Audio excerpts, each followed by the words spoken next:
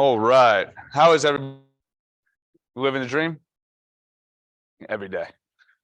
So here's what we're gonna do today. We're gonna talk about, like last time we talked kind of about the concept of personality, how it fits together, why we would scale, things of that nature. We talked a little bit about what each trait in the Keller personality assessment means. Today we're gonna talk about a little deeper as to what the traits mean, but also what the report is telling us. And then we're going to go through, like, what do the questions at the end of the KPA, be it the thought process questions, what do those show us, how to verify the KPA, and then the two other concepts or stages within the hiring process. And again, it's not necessarily just about hiring, it's more about getting to know people at a really deep level and understanding the people that you're getting into business with. Like, I know people that literally give their spouses the KPA, which is an interesting perspective. Yet the whole idea of personality assessments is to get to know somebody at a deeper level, but more specifically, get to understand like who they are, what they've done, and where they want to go. Because when we understand where somebody wants to go, including ourselves, then we can actually start crafting a plan to get there. But if we don't know where we want to go, honestly, the people in our world, if they don't know where we want to go, it's really hard for them to help us get to where we want to go. Because in life in general, we were just at a event the last 2 days, and in life in general, if you were to ask successful individuals what the biggest challenge for them to get where they are was, they'll always say talent and people, something around the people around them, but they'll also mention that they couldn't have been where they were without the people around them. And getting to understand people and where they want to go is imperative, including getting to understand ourselves, understanding our strengths, and then allowing ourselves to then craft a vision for our lives and then creating a plan for us to get there. Does that all make sense? So on the very first page of this, you'll see it just says KPA personality traits. So who's taken the KPA? I know Ali has. Who else? Yes, everybody else. Have you ever taken a KPA, Claire? The AVA? Or a disc? Yeah, so yeah, there's so many. So the big difference, the disc tells us personality. The KPA will help us understand personality behavior, so the way in which somebody's personality shows up, as well as the way they prefer to think. The disc, has everybody back here taken the disc? So the disc really helps identify, to an extent, somebody's personality, but really it's very surface level, right? First, it's a relatively, if you understand a disc, you can kind of manipulate the score and the results rather. But what the disc is telling us is whether somebody is, D is like driven, decisive, somewhat assertive, right? And I is influential or social, right? S is change, like pace, very loyal and slower, right? And then C is very correct. And that helps. It's a really great starting point because it helps us identify what somebody wants, and usually based on their personality and what they fear. Like, for example, I'm a high D, right? So I lead with high D personality traits, be it driven, assertive to an extent. That's how it shows up. Somewhat decisive.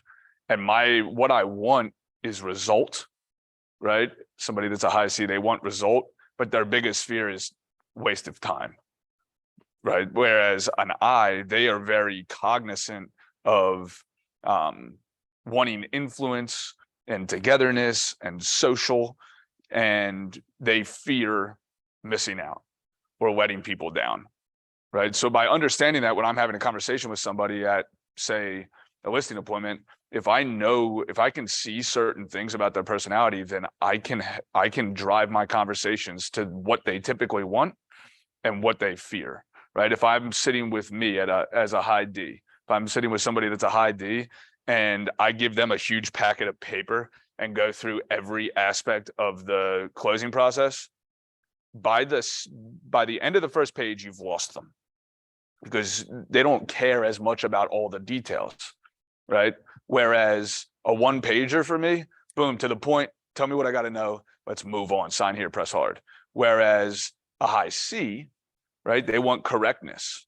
They want steadiness. Their biggest fear is being incorrect. Or an S, they're loyal. They don't like change. Their biggest fear is change. So if I was to sit with a high C or a high S, I'm going to have a big stack of papers and I'm going to not close on the first interaction. I'm probably going to close on the second interaction after they have time to sleep on it, right? Because they have to process. So by knowing those things, again, I can better communicate and impact. Does that make sense? That's how personality, like that's what these tests or these assessments are all about, is understanding how to communicate and most impact somebody. Because people don't remember the things that are coming out of your mouth. They remember how you make them feel. And if you make them feel startled or unheard, it's not going to go for you when you're closing a deal, right? Or working to help them. But if you make them feel at ease, comfortable, people do business with people they know, love, and trust. So by understanding personality, more specifically, also by understanding our own personality, we can better communicate and impact. All that makes sense? So let's dive in. And if do you have anything to add? I got nothing to add to that. Yeah, the aha I had was just we need to understand those profiles for our clients and be able to pick them up quickly so we can better communicate and better impact. 100%. That was my aha. Yeah, and that's the other part. We're going to go through the whole process, but the other part is this isn't about right or wrong. None of this is about right or wrong. Like, I'm not going to sit here and tell Sarah that she's wrong for having a particular personality. I would be asinine.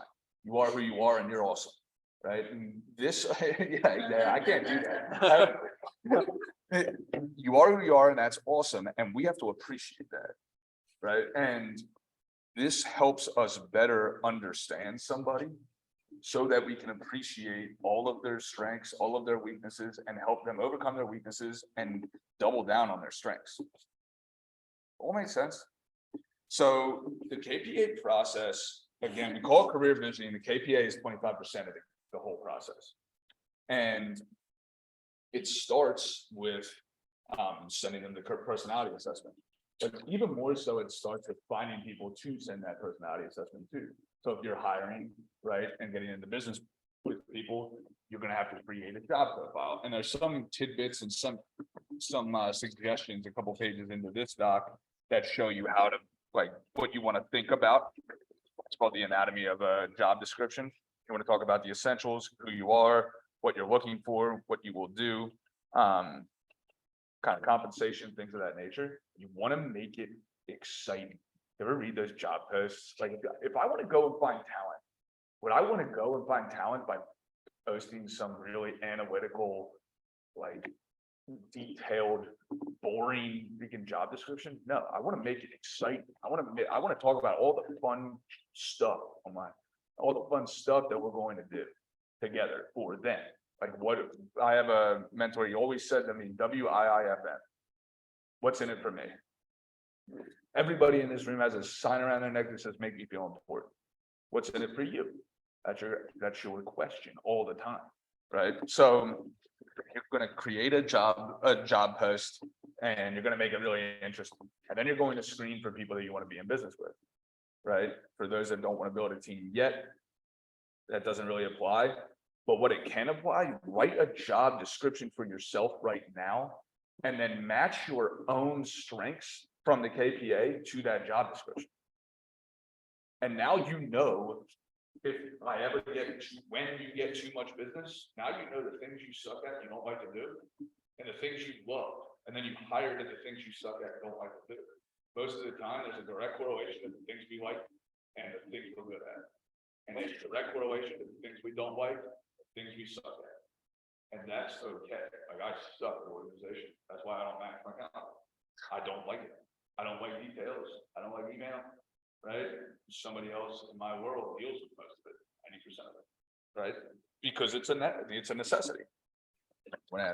Yeah, and understand where you are lacking, what is that person doing right now, and build the bench. So maybe you're not at the spot where you want to hire, but understand like paint. So I want somebody who is X, Y, and Z. Okay, well, where are those people who are X, Y, and Z at right now? Where do they work? What are they doing? Who are they communicating with? Where are they spending time? And start to build that bench. Even if it is just to create more friends, but you're building a bench of, these are the people I'd like to get in business with. Jimmy and Linda McKissick are two mentors of mine, and their bench is always growing and they're always talking to more people. And it's like, I don't know if I'll ever be in business with that person, but they're on my bench if I want them. And they're always building a bench for people. So if you're doing something cool or somebody's doing something cool, talk to them and see where they're at. One of the best hires that Jeff Stewart ever made, she worked at Lululemon because he's like, I like their culture. I like what they're doing. And now she runs his whole business. And you liked their clothes, And you like their clothes. and you liked the way in which the talent was developed in that company. Like, I remember one time I was hiring for a particular position, and after we put down all of the different job traits that we wanted, like, what does the person look like? Who are they? Like, everything from, like, are they bubbly? Are they quiet? Like, all of those things. Then you ask yourself, where are they? Where do they live right now? I went to Belk because I found that based on the job description that we wrote and the person really that we wrote about, that those people tend to live at places like shoe departments or makeup counters. And I went there and I literally prospected for talent in Belk. And as a male at a makeup counter, it was weird, super weird. But it worked. And one of our top candidates for a particular position was literally somebody that sold makeup at Belk. And that's the way we have to start to think, like, where are they now? And who do I want to be in business with? What does my bench look like? So if you go to, let's see, this is all. We haven't seen this. So if you go to Page 50 is where we would start the screen process, or Yeah. 51. I just want to go to.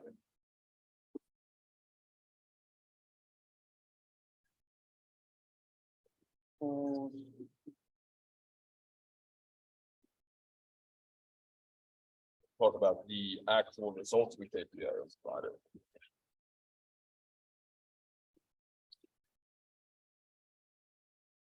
All right, yeah, you can go to page 50.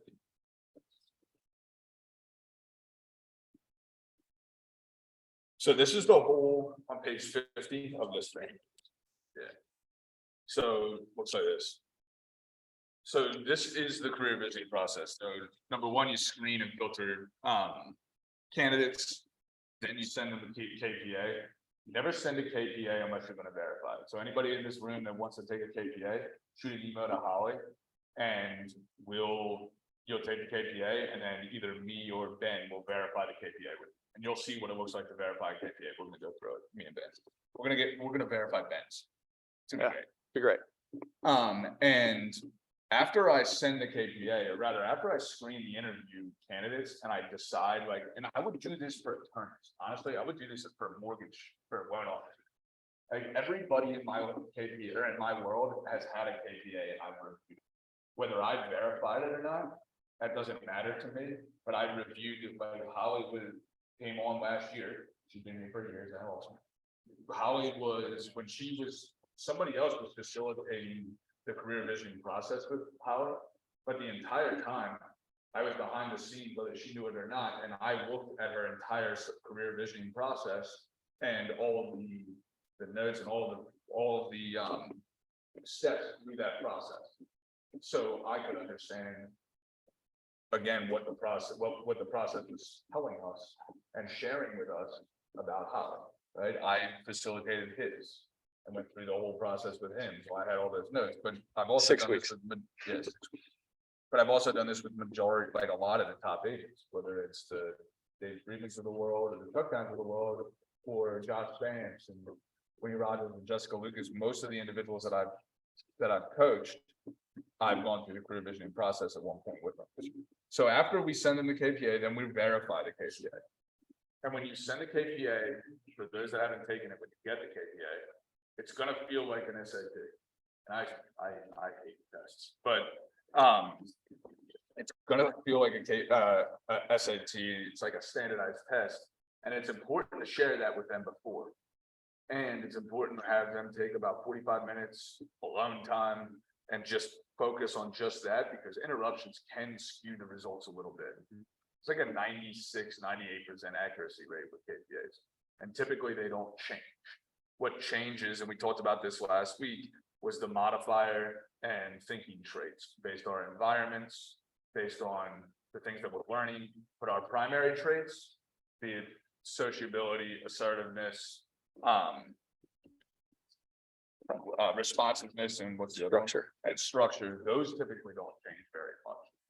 Yet if you're going through a big life-changing event, like a marriage or a divorce, or maybe there was death in your family, sometimes that can, because the world is rattled and things are changing, but you're changing into the new version of you, right? Which is awesome when you use it as post-traumatic growth. So I'm going to verify the KPA and I'm going to look at the results. So that's what we're going to do right now. And that's the second step. So if you go to page 661, and then you can take out Ben's KPA. It looks like this.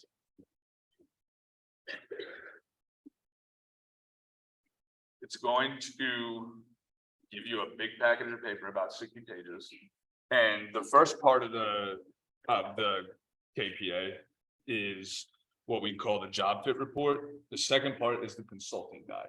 So what's really cool about verifying a KPA is in the consulting guide, it tells you exactly what to do. So on page of this, you can kind of scroll through it. You can see that, where is it? On what they actually do. No, it breaks out.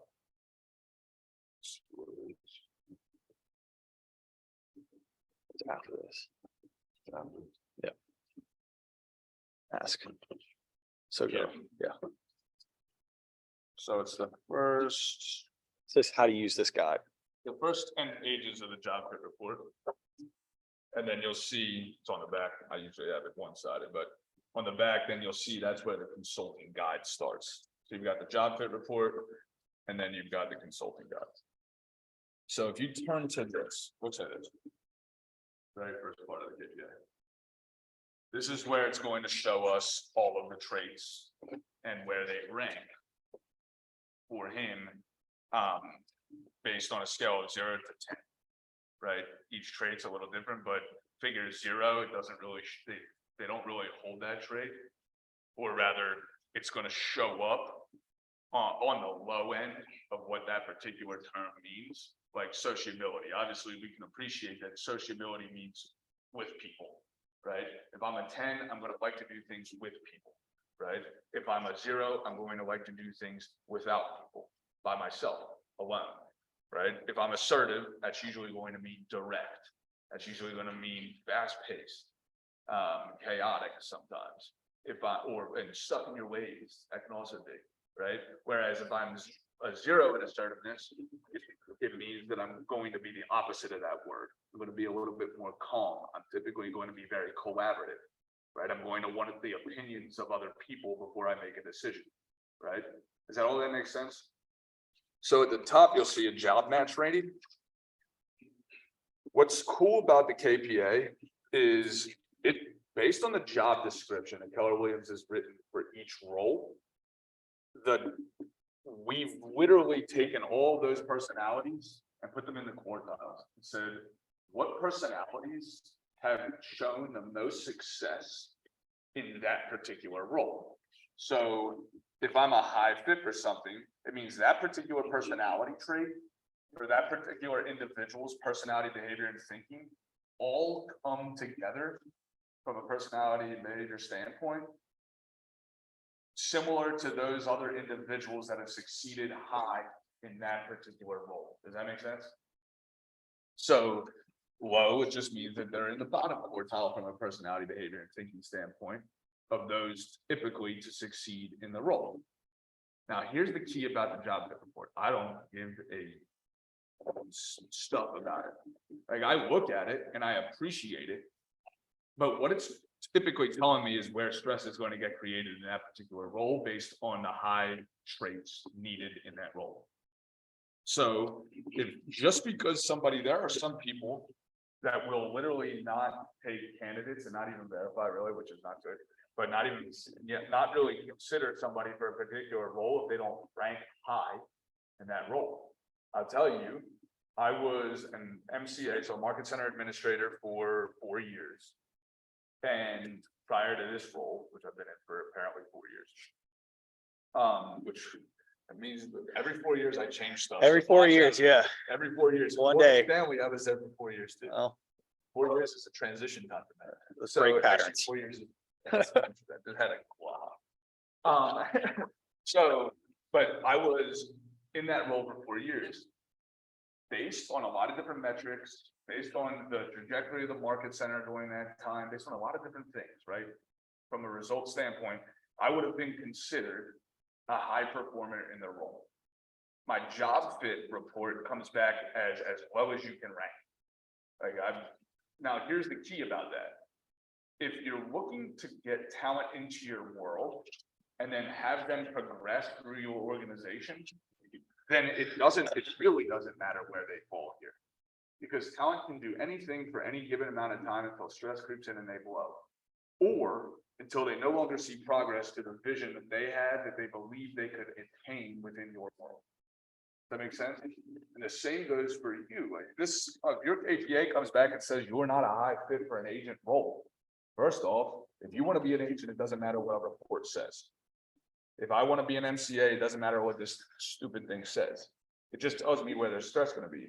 Second, then understand where there could be stress based on the personality, based on your personality and behavior that you prefer, and put things in place, specifically systems for people, so that you can stay in that role for a really long time. There's a guy named Alan Donald, probably comes up really low on the KPA because he's like an engineer brain, right? For a rain major, that's very atypical.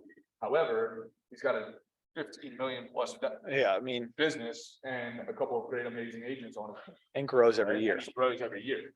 Doesn't mean just because this report said that I got a bad grade, right? That I'm a low fit. Does not mean that I'm a low fit or that I can't succeed.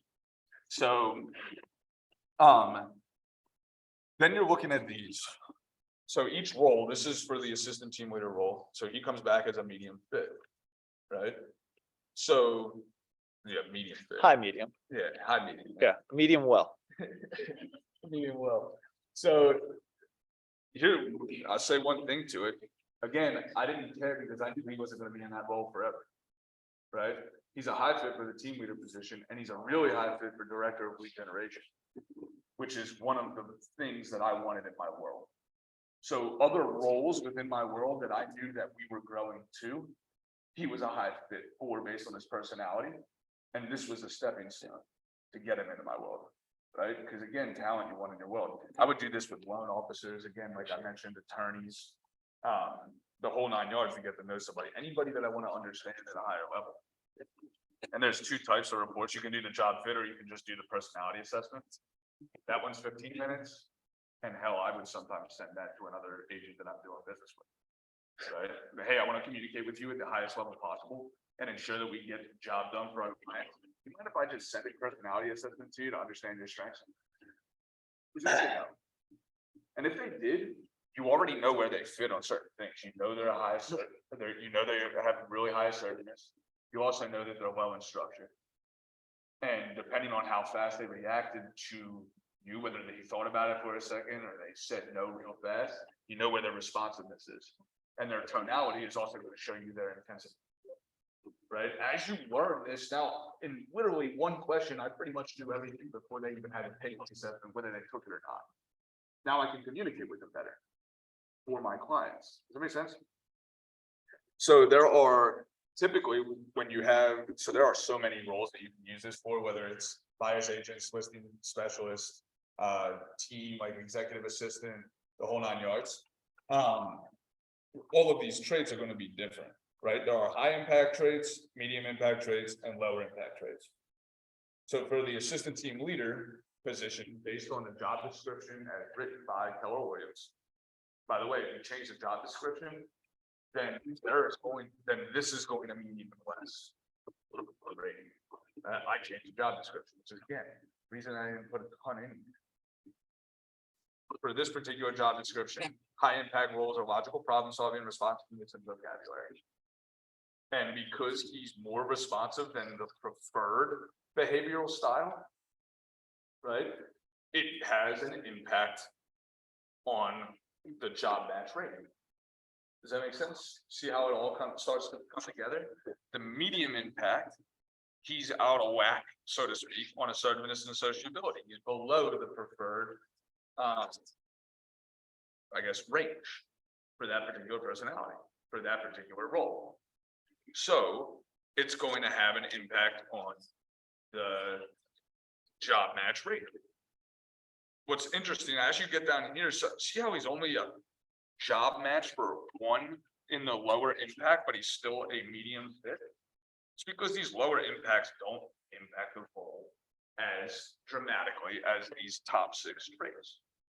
So if this high impact, if his responsiveness was within this range, he would have come back as a high fit, guaranteed, even though his medium impacts were off. So It's getting cold. freezing. I jacked this down, I'm sorry. Like, I was God. on I'm my thing. gonna sit while he takes me through it. So. Again, I'm going through this and I'm just getting an idea as to where everything is and like, what is it telling me? So then I'm going to appreciate like the target range. I'm going to appreciate the job impact. And then you're going to go through and you're going to find the candidate review, the descriptive review, and the job mismatch. So if everybody could go to in the job consulting guide.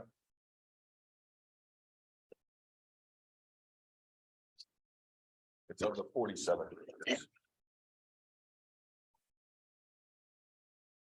Just go to the second page in the job description. The job description guide. Looks like this. This is literally going to tell you how to verify the data.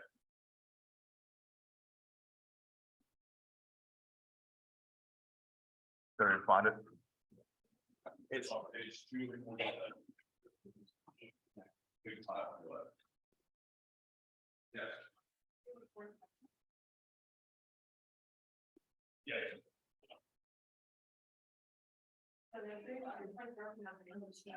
Yes.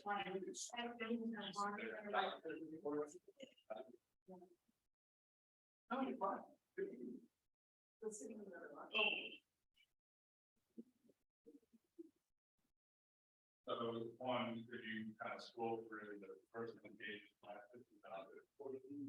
and then you have a consulting guide. What is what you're going to use to go through each to verify the KPI. So it'll show you that here are all the steps of the process. We've got the job fit verification is what we're going to do right now. And it's going to start to talk to you about when you're going through this, how you should set up the process. So when you set up the process, it says prepare for the interview and then conduct the interview. It gives you a script as to how you will go through it. My script is very simple. God forbid I use exactly what they said, right? I simply say, hey, Ben, appreciate you coming in today and really appreciate you taking the KPA. What'd you think? And he's going to say something. What'd you think? I did not expect it. I don't understand how clicking shapes is going to tell me about me. But it was unique and weird. I've never taken anything like it. Yeah, it's crazy. And I really appreciate you taking the time. First time I took it, and I might tell them a story, right? Here's the thing. You want to break when you're doing a KPA verification, they're coming in thinking that something's either going to be right or wrong. When you've taken tests in the past, you're looking at it from the standpoint of right or wrong, pass or fail. This has nothing to do with pass or fail. This just is. So when I send that, what? Even if you tell them, hey, there are no wrong answers. Yeah. I want you to take it honestly. So when I send the KPA, I literally say, hey, it's going to feel like a KPA, or it's going to feel like an SAT. Remember, there are no right or wrong answers. We just want to write an accurate assessment of who you are. And I want to get a better understanding of who you are. And once the results come back, we'll sit down and we'll go through the results together. And when I'm sitting there with them, I ask them that question, what'd you think? And then I'll say, all right, so here's what we're gonna do.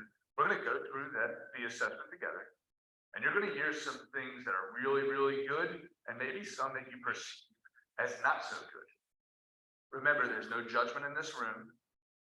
And I want your total and complete honesty. There's no judgment, and we're in this thing together, and it's all confidential.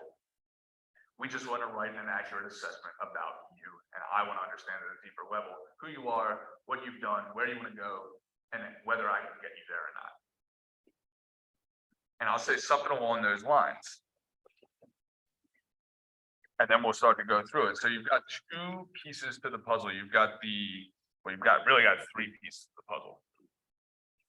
You've got the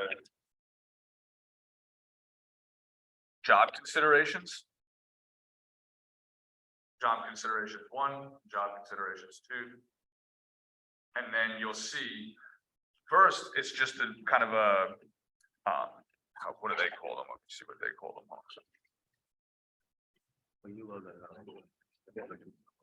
Yeah, good.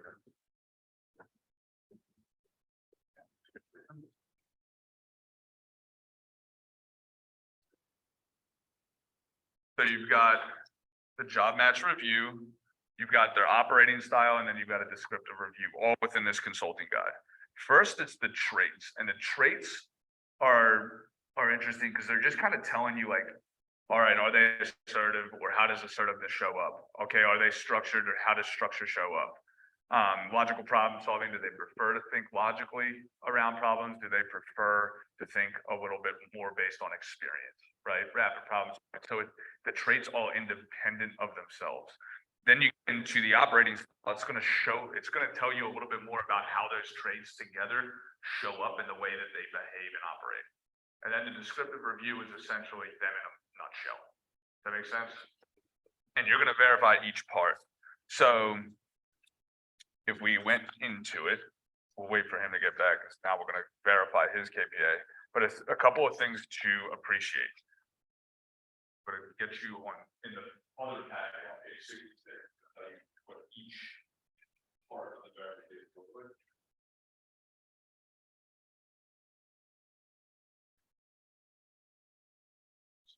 So it shows job considerations 1.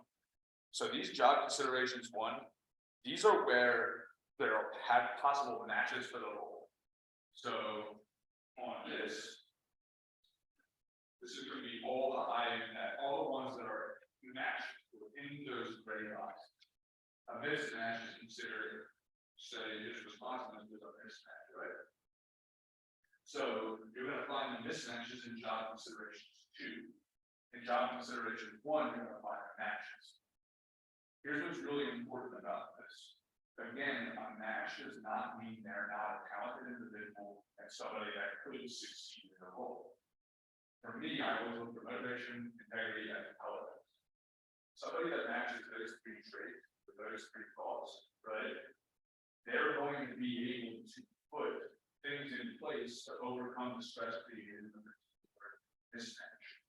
So back to me in the NSA role, I'm really low structured, which means I don't like rigidity. I like to do things my way based on the result as compared to somebody in high structure. They like to do things based on a model and very task-oriented, like 1, 2, 3, or equal actual result, right? 1 was 20. Whereas I'm going to probably say, all right, the model looks like 1, 2, 3, 4 as a step in which I have to do it. Can I do it better? Right? When I was in that role, structure is a really high impact trait for the NCAA.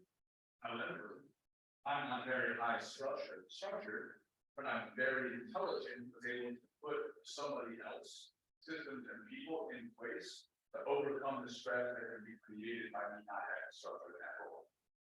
So again, those mismatches are just going to be where stress is created. So when I'm going through this, I'm going to ask a lot of questions around job considerations 2. I want to identify where that stress is and truly ask questions about how that stress shows up, right? And then you've got their operating style. So it uncovers the candidate, how their behavioral traits may show up in the role, their descriptive review, how the behavioral and thinking traits interact with each other, right? And then you have them report a rating. So any questions about that? Any questions about when you're looking at the KPA or setting up the interview, what you would do? And when you get by the KPA, you'll hear it for yourself when you're sitting there with us. It's really, really important. For you to get the answers the true answers, you have to make them feel really comfortable because you want truth. And the whole point of the career visioning process is to uncover the true answers and write an accurate assessment. And then understand again who they are, where they've been, what they want to do, and whether you can get them there. And so you have to make them feel comfortable when they're sitting there because everybody's the best they ever are in the interview process. They're never better. They're literally never better. Right, Ben? I get better. You're getting better every day. Yeah, every day. Yeah. You fall in love with me more and more every day. I know, you're amazing. So it's so important to understand that though, because you're getting the very best version, their perceived very best version of themselves.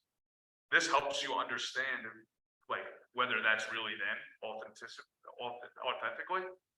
And then what's their potential? Because the best part for me about the career visioning process when I'm doing it with other individuals, when I'm facilitating it, I'm sitting there as the facilitator, uncovering their potential. I get where they are. Okay, good, great. I want to be in business with people that get 1% better every day. So what is the potential that I see in that person? And based on where they want to go, and how do I draw that out of them? Understanding where they currently are is how I understand how to draw it out of them. Because that's what leaders do. Leaders help somebody leaders help change the way people think so they can get what they want. The result of leadership is that something happens that wouldn't have otherwise happened. When I understand, again, who somebody is, and then I see them from the potential that they are in the future, based on the role and opportunity they have, now I can help them get toward that potential. Does that make sense? See where I'm going with it? It gets real cool. Move the chair right here. Some of my favorite parts of verifying a KPA is that you'll touch on one part of the structure and they'll say something and then two sessions later, it shows up like how they respond. Yes, because sometimes in these situations, this is how I act. And then the next thing you verify, it says they act like this in a certain situation and it just draws on there so you know you can see if somebody's being honest as you go through the KPI. So, real quick, what are some of the ahas that you had as we talked about this KPA? And I know we didn't go through the traits, we went through the traits last time, so if anybody wasn't here the first time, if you have questions about the traits, you can run through it real quick. You want to run through it real quick? I don't want to. Some people have it, no, but we will because everybody has to understand, and probably not everybody. So, right before.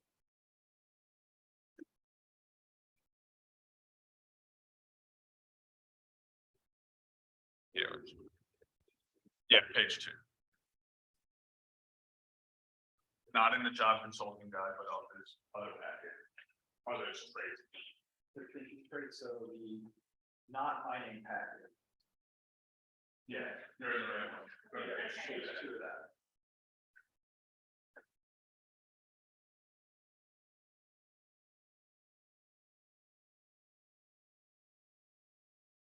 So here are all the traits, right? And again, so the first 4 are your primary traits. I will just reiterate, but the first 4 are primary traits. Think hardwired. Hardwired. It's like this, his phone is never, my phone is never going to change, right? It's what it is. Hardwired. But I get an update every month. And that's and it updates and makes the phone more productive, right? It makes it get a better result, right? That's what the modifier traits were. If I can update the software, but I can't update the hardware, right? That's how primary traits are as for hardware. So assertiveness, achieves goals, if they're low in assertiveness, achieves goals through cooperation and good planning, good assertive interaction, they do a little bit more slowly, right? Whereas somebody that is high assertiveness, they're going to be persistent, direct, right? They're going to be willing to move forward, take action, solve problems. And they typically do come off a little bit more compensation because they're direct. When we hear somebody, sometimes everything is perception, right? Perception is reality. And when we hear somebody be very direct, because they're really assertive, sometimes that can be off-putting, right? So that you can usually tell the way somebody speaks, whether they're really direct, whether they're sugarcoating, where they rank in a service, right? Sociability is task-oriented or people-oriented, right? So somebody that is high sociability, they're going to always want to interact with people. They prefer not to work alone. They tend to have a wide circle of contacts, right? Another like a great question to identify whether that is true for them. Tell me about your friends. And what you're looking for in that is, are they somebody that has a really like small circle but really close knit, right? That's how I am. Like my sociability is like a 3 or 4. And yeah, 3 or 4. I have a really small group of friends. I have a ton of acquaintances, right? I have a lot of people that I know, but I don't interact that much with all of those individuals. I'll see them when I see them, but I won't stay really close to all of those individuals. I'm one of those that really like, I have like 4 or 5 people that I talk to on there every day, right? That I'm really, really close to. That's going, and when you ask that question, tell me about your friend, you're gonna hear that, oh, I have a ton of friends. Sometimes you have that person that has like 5 different friend groups, and they're like, they're cogging that wheel up, that's you, right? So that's a high sociability, 9 times out of 10. It's also most likely going to show that they're going to come back in vocabulary is probably pretty high. Because vocabulary is kind of their ability to pick up new concepts in different, I think of it as different cultures or different groups, right? So they're very connected. Whereas, again, I'm high vocabulary, but I'm lower in sociability. So mine shows up different. Responsiveness, calm, or engaged. But really high, and sociability, I think extroverted or introverted to an extent, but I like they use the word introspective. Usually somebody that's lower in sociability, they might be really close. They just might not like be gregarious, right? They may be personal, they might like people just because I'm low sociability, I'm not like, I love people. I just am not like crazy gregarious, want to interact with everybody at every moment. I just shoot my energy really fast around people. Right, like today, this, and then we have 2 meetings, and I have 2 meetings that I'm going to, right? So or we were just in Charlotte for 3 days, and the whole thing is just people, and he knows this about me. They always make fun of me. Like I will be at those things, and almost every time after the conference, you end up like all the breaks, you're talking to people, you're connecting, you're networking, but you're networking, and then usually everybody goes and meets at the happy hour. The reason I love the happy hour, other than the fact that the cold beer is really nice, is all of the conversations at the happy hour were spurred by the content through the day. And then usually we have a dinner. But between that happy hour and that dinner, what do I do every time? He goes to the hotel room, showers, resets. Yep. Because that's how I found that I was able to reset my energy. I go back and I take a shower. Actually, last week, going into the day, I had a really like day. My day, my morning was really bad. I was with people, and they were really difficult conversations that I had to have for 4 hours until 1 o'clock, and then I had a 2-hour gap. I knew one thing that always worked for me was to take a shower or go to 2 things. We'll go to the work. I literally said, yo, I'm grabbing food, I'm going back to my place, take a shower, and I'll be back. Took a shower at 1:30 in the afternoon to reset, and then came back to 3 o'clock. Right? It's so that, but if I didn't understand myself at a really high level, and then find the tools or the systems that would help me increase that energy or get back to zero, then I'm not gonna show up the way that I wanted to show up. But again, this all comes from me understanding my personality, my behavior, and the way in which I think. Right? And then adding systems and tools to help create efficiency and effectiveness in the way in which I want to operate. So sociability is just a one that we sometimes misconstrue. Responsiveness, impatient, or calm. The individual is really lower on responsiveness, they're gonna come across as steady and calm. Like I would bet that I just forgot your name here. Kyron, yeah. I knew you. I don't know why. I was like, oh yeah. I would bet lower on responsiveness. She comes across really calm, but I would bet she's a little higher in my readiness. Have you taken one?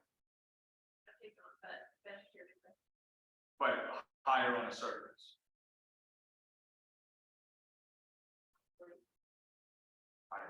Now I'm interested. I can't wait to see it. I'm gonna look at it. I can be a patient with them. Yeah, and so you might be in the middle on responsiveness. So whereas, and again, intensity is also going to be a modifier to show where that responsiveness is, right? So in patient fast paced example, him and I are crazy high on responsiveness. Where impatient come across and be perceived like chaotic, we like fast moving things, right? Whereas somebody that isn't is going to show up a little less. But Hair on fire. I struggle with interrupting by it. Yep. Exactly. That's gonna show up from responsiveness, so you might be high on responsiveness. And it's your intensity. Okay, but that's where. Yeah. So that's usually where that's going to show up. Like so your intensity, so we'll keep going, but with Responsiveness, so like I, for an example for me on that, the way I look at it is, don't text me, can you call me? Or, Yeah. hey, when you have that, because it's like, what's going on? Like, I'm gonna step out of whatever I'm doing, you're saying that, because I need to know what's going on. Or, hey, can we talk about it in the morning? No, we can talk about it right now. Like, that's how but I can be calm.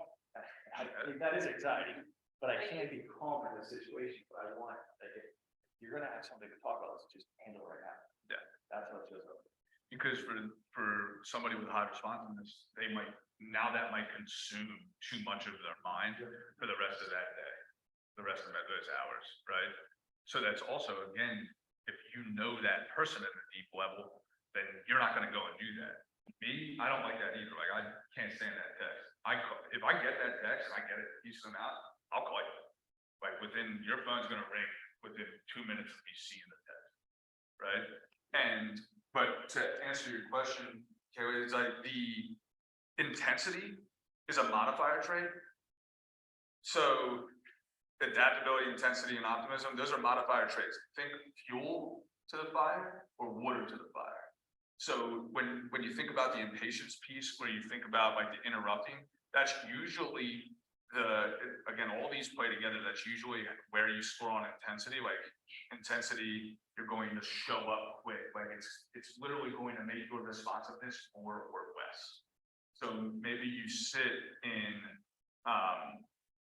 like 4, 5, or 6 in responsiveness, but your intensity is relatively high. That's going to literally fuel that particular trait. It's going to fuel the way in which we're perceived to show up at a service, or sociability, or structure, or responsiveness. Does that make sense?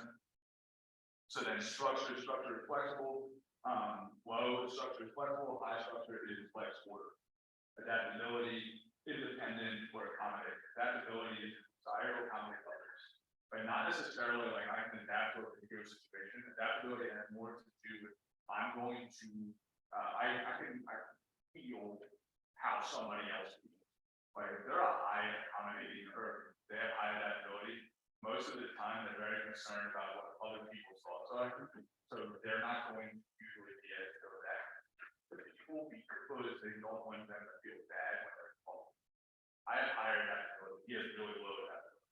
Somebody with low adaptability is just gonna tell you how it is because they're focused on the result. Whereas somebody with high adaptability is going to maybe sugarcoat. Right, I sugarcoat things where I have a gift of maybe of helping relay really bad news in a massively positive way to make you feel like something bad actually happened. Right? Yet you still got the point that like this is the result that we're going for. Right? So This is something with a partnership that complements well, right? He, for me, it's like, burn the ship, see you later, alligator. He's like, no, let's try to find a middle ground here. Let's take our feeling. So it's the way that those two things, since they're such drastics, complements each other really well. So again, the degree of reaction has an capacity that you're cool or not, right? Water or fire, optimism, that's skeptical optimism, that's not pessimistic. You can still be optimistic, relatively low on this particular scale of optimism rate, right? It's just whether you actively look for the problems and put a plan in place to fix those problems that could arise, or whether you were rose-colored glasses and everything's gonna be great. I feel high on. So again, these are modifier traits. They add fuel or water to all of the other traits above it. So my optimism, again, modifies and kind of adds fuel to my sociability, the way I'm perceived in sociability or bias represents things that nature. And then you got the thinking traits.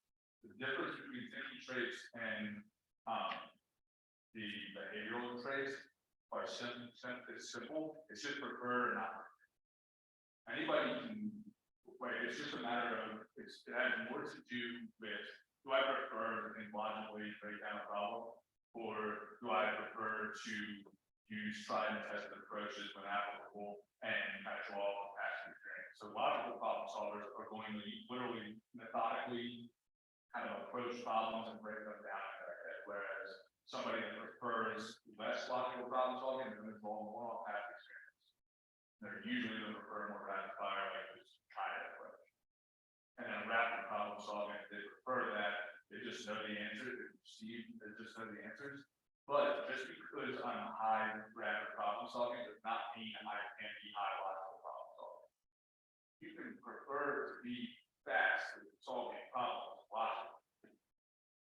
It's usually if they're bad, like if you see that on KPA, usually that's like a indicator of their totals.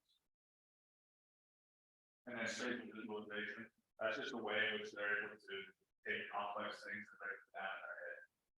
Are they going to be somebody that needs to like write it down, feel it, touch it, or are they somebody that can see how all the problems fit in their head? And then vocabulary. Not preferred, more delivered, not preferred, more delivered in understanding the process of ideas, and maybe have more visual and aesthetic pose of thought of dealing with their experiences. They want to touch it, they want to be there, they feel it as compared to somebody that's quick to pick up and understand new ideas, concepts, and able to quickly weather and deal with it. Usually that's created by being around a lot of different cultures. So if you have somebody that's from small town America and never really left small town America, usually you're going to see them score a little lower in vocabulary because they haven't been exposed. Again, this is one that can change. This is a thinking trait, right? And thinking is created by the individual to be around the environment. Maybe they haven't been around as many people and they might just test by true perspective, whereas somebody that's been around a lot of people, right? Somebody maybe grew up in a military family doesn't have exposure to a bunch of different cultures, and you're going to see that in the way in which they approach certain situations. Does that make sense? So if we were to go back, does that help? Any questions about any of the traits? That's the point. Yeah, that's the point, right? Like we want to understand self-mastery. I can't master anything until I've mastered myself. Or until I'm on the process of and the path of mastering myself. Right? Just like I can't get Sarah where she wants to go, I don't know where I'm going. because I could never get in business with somebody that, that I can't help them. Or I should never get in business with somebody if I don't believe, based on where they want to go, I can get them in. And the only reason I'd be able to get them there is because there's alignment between where they want to go and where I want to go. That's the whole point of this process. So for Ben, I knew where he wants to go in 3 to 5 years. And I know that's aligned with where I'm going. So I can, right off the rip, understand that as long as our personalities and the way of thinking match what we do, I know that my trajectory and where I'm going and my vision helps him at the his. I can check that off from the standpoint of, okay, this could be something I hire. So when I'm going through the job bit and I'm verifying it, we're gonna take 5 minutes and just kind of go through what it is. We'll kind of roll later. Yeah. Hey, Ben, how you doing? Good yourself? I'm doing well. So, we're just gonna go take care. Weird. I've never taken anything like that before. Yeah. I thought it was gonna be like this profile and it just wasn't. Yeah, it's a little bit deeper, that's for sure. Really goes through kind of your behavior, your personality, and the way in which you prefer to think. And it spits out this 60 pages report, which is pretty great. So, what we're gonna do today is, again, there was no right and wrong in what this report is saying, because it's all derived from the answers you put in that assessment. Again, I don't call it a test, I call it an assessment, because there is no right and wrong, not pass, not fail. Our objective today is kind of go through this assessment and write an accurate assessment. And make sure that everything it's saying is who you actually are, that will be. So a couple of things about it real quick. You're gonna hear some really cool things. Don't leave humility in your back pocket. I want to hear that. And you're also gonna hear some things that maybe perceived to you as relatively negative or bad. They don't love to hear. No judgment in this room. I just want to write an accurate report, and we can just have a conversation about it. That whole portion, awesome. So let's get started. I'm going to read a couple of statements, and what I want you to do on a scale of 1 to 10, just say how accurate and rate how accurate that particular statement would be. So 1, that is not who I am. That's not even true. 10, holy smokes, that's 100% there. Make sense? Got it. So the report says, or the assessment says, Ben typically solves problems logically. He works best if he has time to take issues apart and address the components in step-by-step action. He is more cognitive and action-oriented and may not offer his solutions unless solicited. Rate that. Great, that's an 8. An 8. What would make it a 10? I'd like to take action on it. I think we're touched on the fact that I'm slower to take action. I'd like to sit down and address the problem and take action. If I'm very firm, if I believe wholeheartedly that what I just discovered is the right answer, I'll speak up. But if I'm kind of in the back end and I don't think it's a huge issue, I'll stay pretty quiet. How does that help you in some of the roles that you've had in the past? A little bit. So I know I love to break down what it's going to take for our team to hit a goal. So I can break that down and I can always logically go back and say, well, why are we off goal? Well, because of what we looked at, I can say, well, we're off goal because we're off our call numbers, or we're off goal because we haven't gone on some listing appointments, or our conversion rates are low. So I can always logically answer why I'm not on goal. Well, break the whole way for a second. There's a couple of things that I'm doing. I'm never offering my own opinion, ever. Notice how I'm sitting too. I'll sit like this almost every time. It's really comfortable. I put my hands on my lap. I open my shoulders. I don't want to be closed, right? He's closed right now, but I would notice that at the very beginning. And part of my objection would be to get his body language more open. And once I see him open more, then I'm going to ask him deeper questions, right? And I'm always going to ask open-ended questions, not closed-ended questions. Sometimes there's going to be a closed-ended question because it makes sense in the conversation.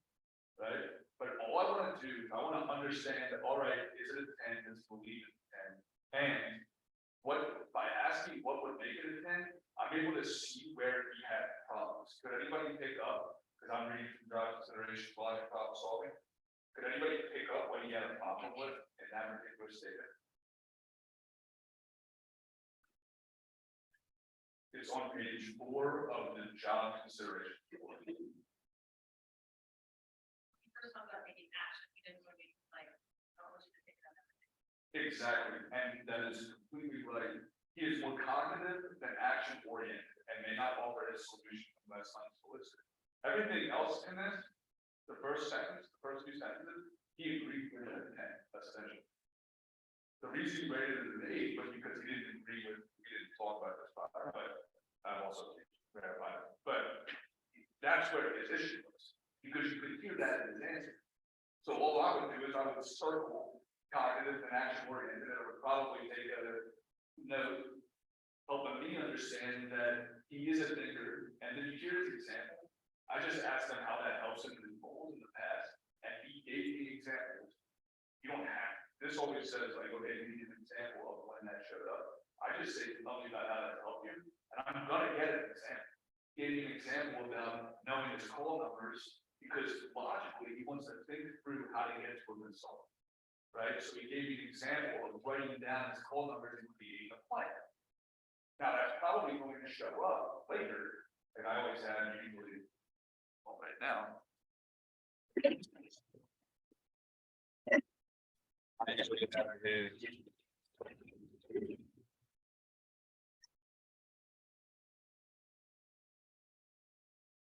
Usually have this sitting next to me, right?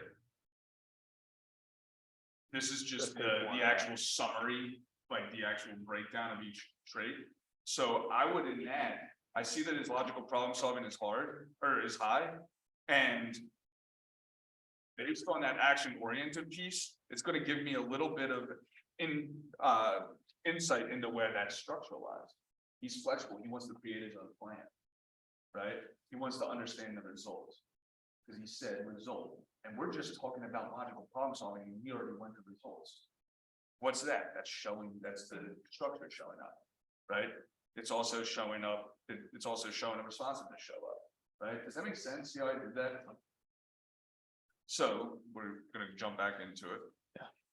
And I'm gonna get out of thinking traits because they're a little bit less. It's a vulnerable stop. We've done this before and consider us close, but it's still, no matter what, you like, think from the person you're interviewing, no matter what, they're still in a vulnerable state. That's why he talks about how you want to open them up. And that was a huge aha for me. And then you can ask those bigger questions, because I consider Vince a close friend and we've done this 1,000 times. We spent 6 weeks doing this, yet you're still closed off because you're talking about yourself in an interview state. And obviously there's 10 people who are very vulnerable. I'm telling you all about myself, but it's still a tough, think about what they're going through. Yeah. When you're doing this. Put yourself in their shoes. So, 100%. And again, you don't want to offer your opinion. As soon as you offer your opinion in something, don't be like, oh yeah, that's like me. Doesn't care about you. This is not about you. None of this is about you. This is all about them, right? And as soon as you offer an opinion, now you're going to now skew some of the things that they say. Don't give words.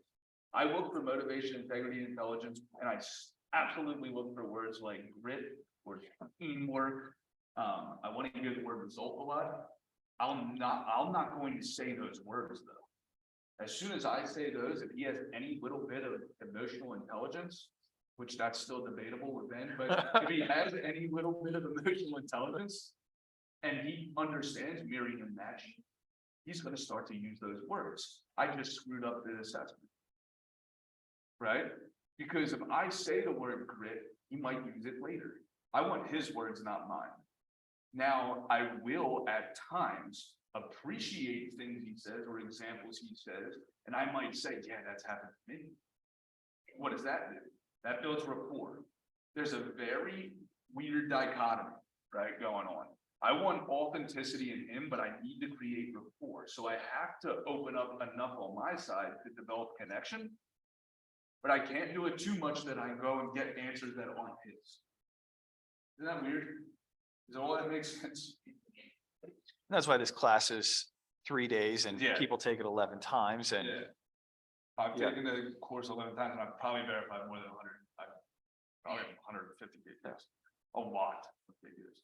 And again, you're gonna find your own flow to it too. The more comfortable you are, like I'll sometimes, when I verify KPA at this point, I don't do it like this, to be honest. Natural. Again, that's my low structure showing up, right? But I don't do it like this. I'll sometimes ask 1 in 10, but I'll also just have a conversation about something I want to talk about, whether it be like to find his assertiveness and verify it. Right? But don't do that until you understand exactly what the traits are and how they show up. Honestly, so let's go back into the role play real quick. So Ben, what it writes is Ben is a conservative individual. I'm on assertiveness. So it's page 9 of the consulting guide. Looks like this. And now here's something cool, by the way. Assertiveness is a medium impact trait and it's outside of the preferred match, right? So this is going to be in job considerations too, because it's outside of the preferred match or whatever.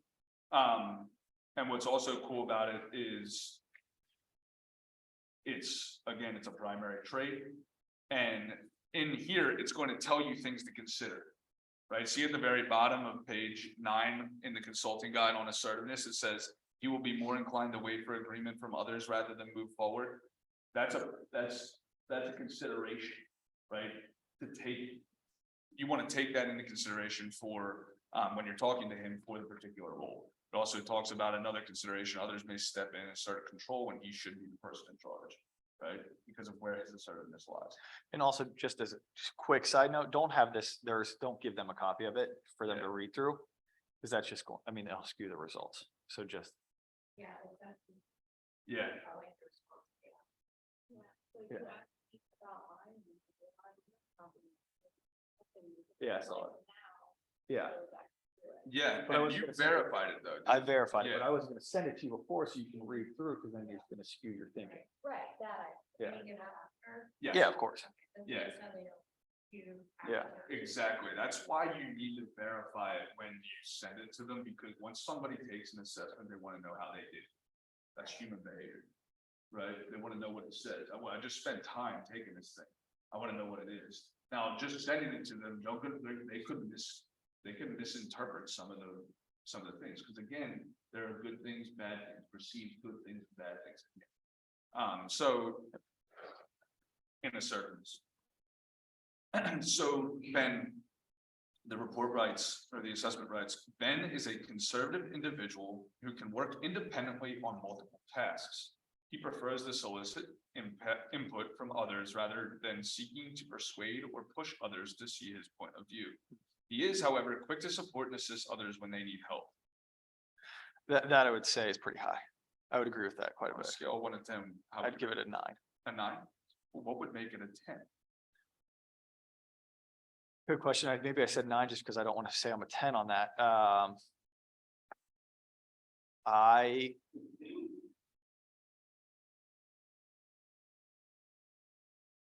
don't know what I would change on it, to be honest. So what really stood out to you? I'll read it again. for you. Yeah.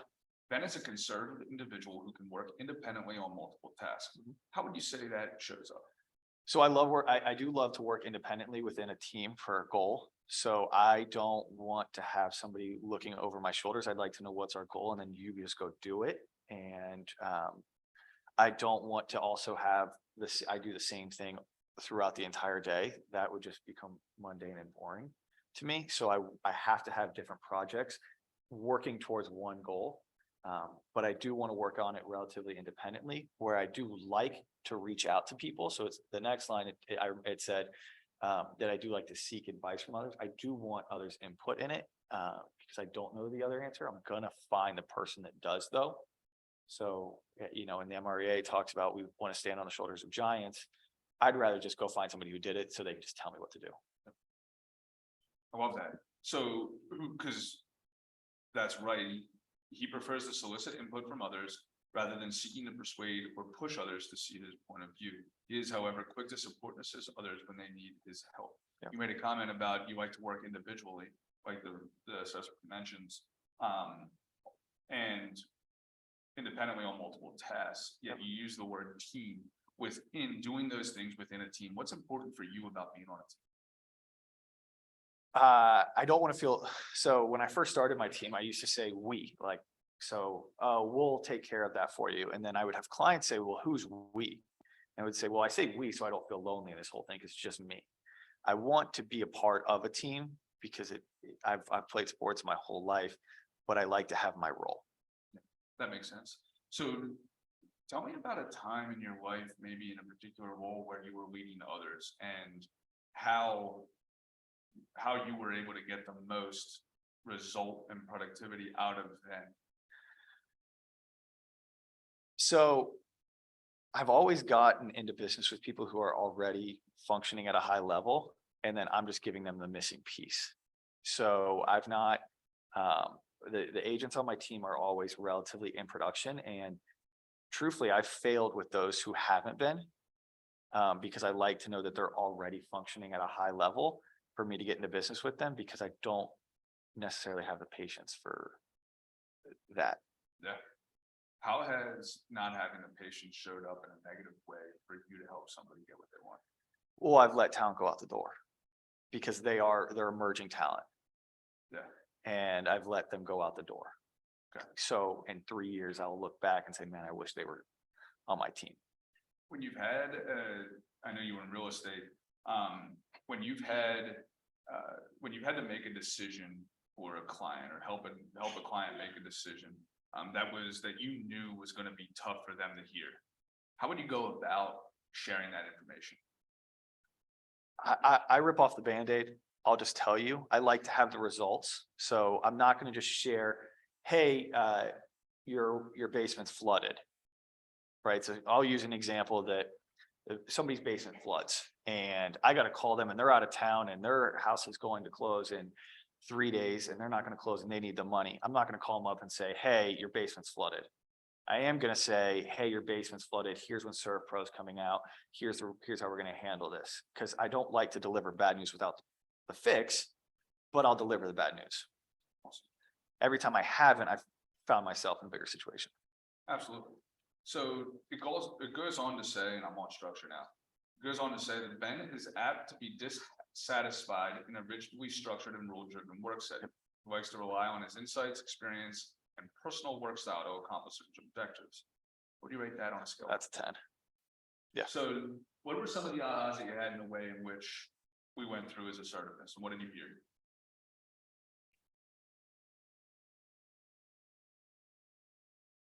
It was more coming in with it, I think, with young people who should about like the team aspect.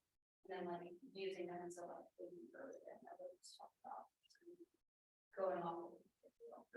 And team is a word, but I want to understand how he interacts with team. I want to understand his leadership style. And here it talks about how he goes and seeks advice, right? But it's not going to push him he's not going to push others and see his point of view, but he's quick to support and assist others when they need his help. He talked about the clients, right? And he said, I'm going to tell you, but he also said, I need to have a solution in order to tell them that. To tell you that bad news, right? But he's going to rip off the Band-Aid to tell you the bad news. But he's going to have a solution before he goes and mentions that because he wants to assist and help others. So you're picking up, there's a nuance in all the communication that you have to pick up.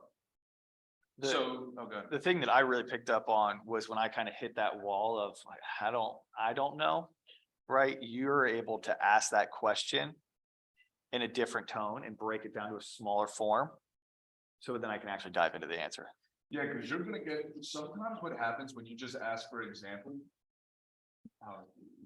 She's right there, she's got, yeah. You're going to ask for examples and they may not have an example off the top of their head, right? Which is why I don't do that a lot, because I don't like that. Like, I can't remember an example where I X, Y, and Z, you know what I mean? Yet, if I want to get them into a conversation so that it just comes up, right?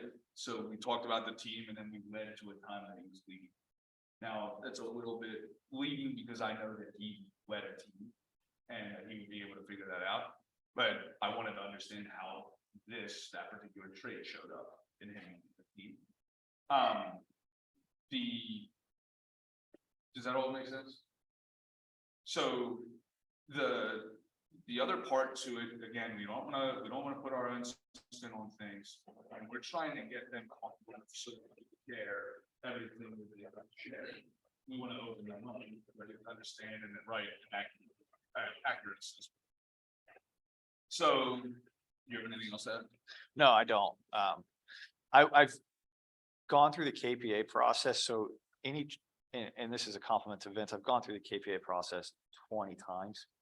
And Vince is very good at it. So any chance that you can, listen to him take it. If you can get on his calendar, whether it's 6 months down the road and just have him do it for you for 30 minutes, he's very talented at it compared to everybody I've gone through it with.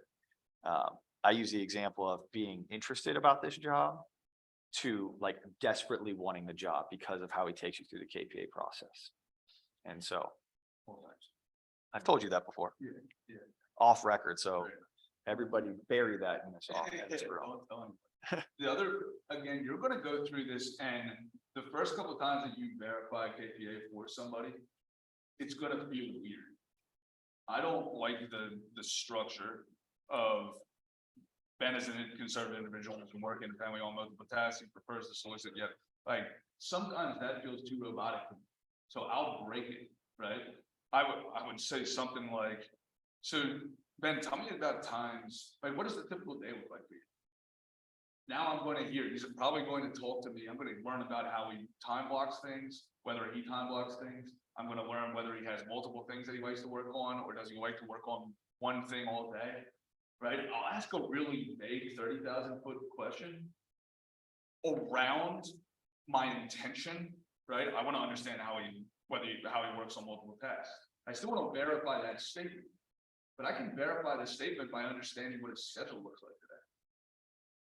Whether it's multiple tasks through the day, whether it's one thing that he's going to accomplish, whether he likes rigidity or not like rigidity, because all these traits play on the other traits.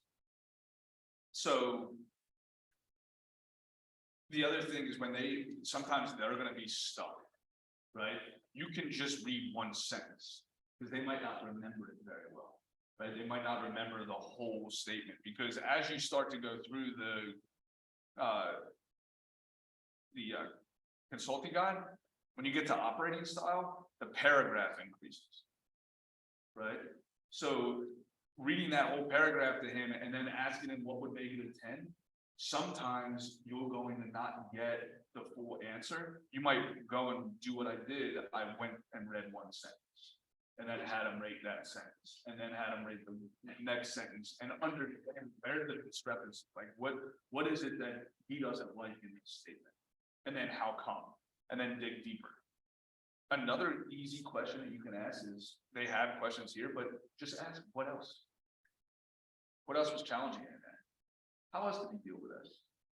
What else, when you were handling that, what were some of the things that were running through your mind? Right, that's a great question for the thinking. How I do it so I'll read it and then I'll say, all right, give me a 1 to 10. And they'll say it and I said, all right, I'm going to read it again. And I want you to pick out the pieces that would make it a 10. That's how just because it is a lot for the opposite side to remember. And it's a lot for you to remember too. It's a lot, right? So you're going to go through each thing. So you've got the traits, then you've got the description, then you've got the operating style. If I have like for a team, I'm big on, I want to understand how somebody works on a team. So I'm usually going to spend more time on certain traits. I'm going to spend more time on operating style. I want to understand environment. I know my environment, so I want to understand how his environment correlates to my environment. I know how I work. I understand if he's going to work with me all the time. I know that I spend more time with him than most. right? I want to understand his operating style. I want to understand the environment. I want to understand, there's one, it's his ideal supervisor. I better ask a lot of more questions about that, whether I fit that bill, right? So some things I'm gonna spend more time on, some things I might gloss over and go a little fast on, right? Then you get to the thought process questions. That's on 21. That's it. So the thought process questions you're gonna do after you verify the KPA. The whole process, the KPA verification and the thought process should take about an hour and a half. Sometimes it's gonna take longer, sometimes it's not. I'm big on doing both together. And sometimes I'll do the whole thing together because I want to understand their endurance. So I'm grit. I told you grit is a big word. It's going to be really hard, especially if you're going to be really, really close to me, like, and you're partnered with me, and Tiffany dealt with this too, now that she's here. But it's really going to be hard if you don't have grit and persistence. I can be really hard to do with. Because I'm very gritty, I'm very persistent. I have a lot of initiative in certain things. When I see something and I know a result that I want, like the whole team, like we're getting it. There's not going to be anything to stop it. If you don't have grit and endurance, it might be really hard for you. And for his particular role, when we were going through it, I did things through our career visioning process to find his stamina and endurance. So we spent 16 hours together for 16 hours each day for 2 days. I wanted to see whether, like, how much he wanted it, right? Some would say that's terrible and that's a bad thing. Well, it's my way. And there were also Right. things, like, for an example, I get a calendar from Tiffany knowing, hey, all right, this is what I'm going to be doing for the next 2 days. Great. And then we did none of it. So I thought I knew what to expect, and then we didn't. Now, why would I do that? One, I was very intentional in what I did. What was the reason that I would have done it? To adapt to change. And would you say that in the roles that we're in, there's a lot of change on a daily basis? Do calendars change constantly? Are you told one thing and then have to adapt and do something else at the very last minute? Absolutely. So by doing that to him before I got into business with him, does that increase the probability and understanding how he can adapt to all that change and be flexible around it? Doesn't that help me make sure that he could, I need to protect him from the role. I'm not protecting him from him. I'm protecting him from the role. Because that's again, another piece to this whole puzzle. I want to protect him from the role, not the role from him. He's a talented individual, he can figure it out. I want to understand if I know what happens in the role, then I want to replicate that and understand how he handles that based on his personality. The easiest way to do that, to see that, is hang out. And give him, I put him into 2 recruiting appointments last minute. And then and I wanted to understand his stamina. So I bring that up because I like to do the verification and the thought process on the same day.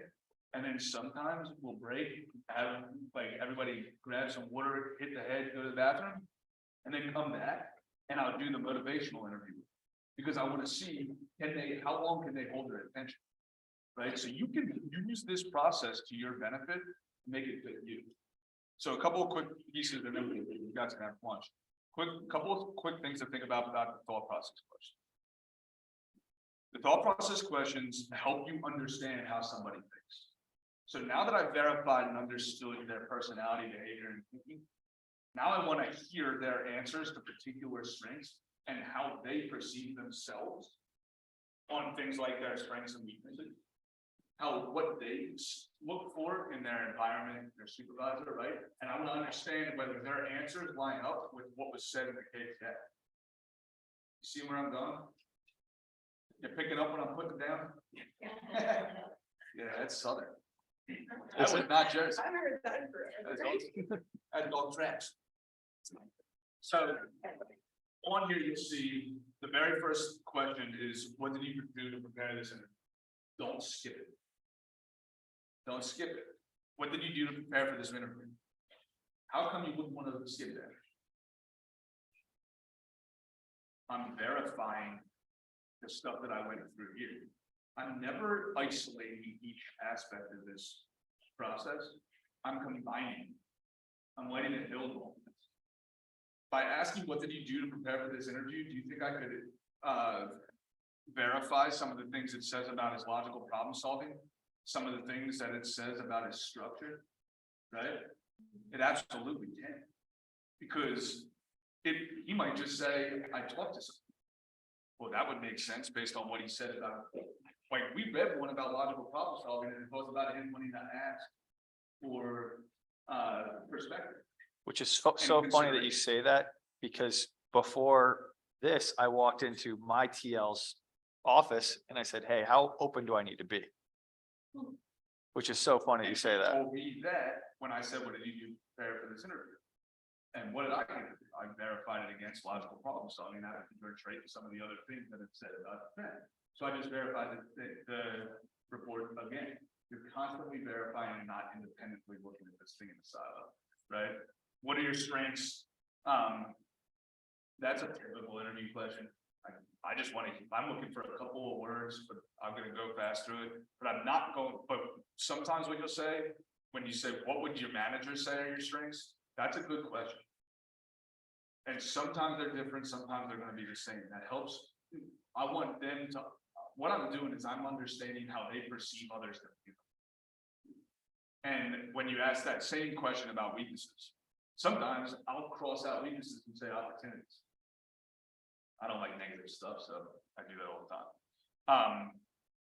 Give instances where you were trained really well. Give instances where you were trained poorly. Those are just examples. There's a difference between training and managed. How was I trained and how was I managed, right? And usually when you say like well, and then you go to the next question of poorly, it's going to be the opposite of the words above. So you can kind of combine them. And then you keep going. It says here, think of a major career accomplishment you made. What happened? Sometimes in the screening interview, I've already asked a similar question. In the screening interview, I would have asked something along the lines of, hey Ben, share with me an accomplishment that you had in the last 5 years that you've been massively proud of. Or what accomplishment in the last 5 years were you most proud of? And I might see whether that matches up to this one, a career accomplishment you made. What happened? What was the contribution? What was your contribution? What impact? What lessons did you learn? Right? And then a major personal accomplishment you made. I'll sometimes combine this. If you're able to build rapport really fast and really deep with somebody, they're gonna tell both me. They're gonna tell business and personal. If you have to ask the second question and understand your state laws, because this is where things can get a little hairy. Don't ask personal questions. Like don't ask about once they say that they left a particular job, unless they volunteer more info, you can't ask like what happened, right? So understand some of those walls and try to act within them. If you built a rapport, they're gonna tell you. And 9 times out of 10, they tell me that almost all the time when I talk about accomplishments, they'll give me a personal, and I never even ask. And that can be good and bad. Same with this one. Think about a big mistake you've made in your career or personal life. What happened? That's a good question, right? How did you overcome one of the biggest mistakes you ever made in life? And if you had rapport, they're going to give you a true mistake. One of my favorite, probably my top 3. How long would you be willing to fail before you succeeded at a task?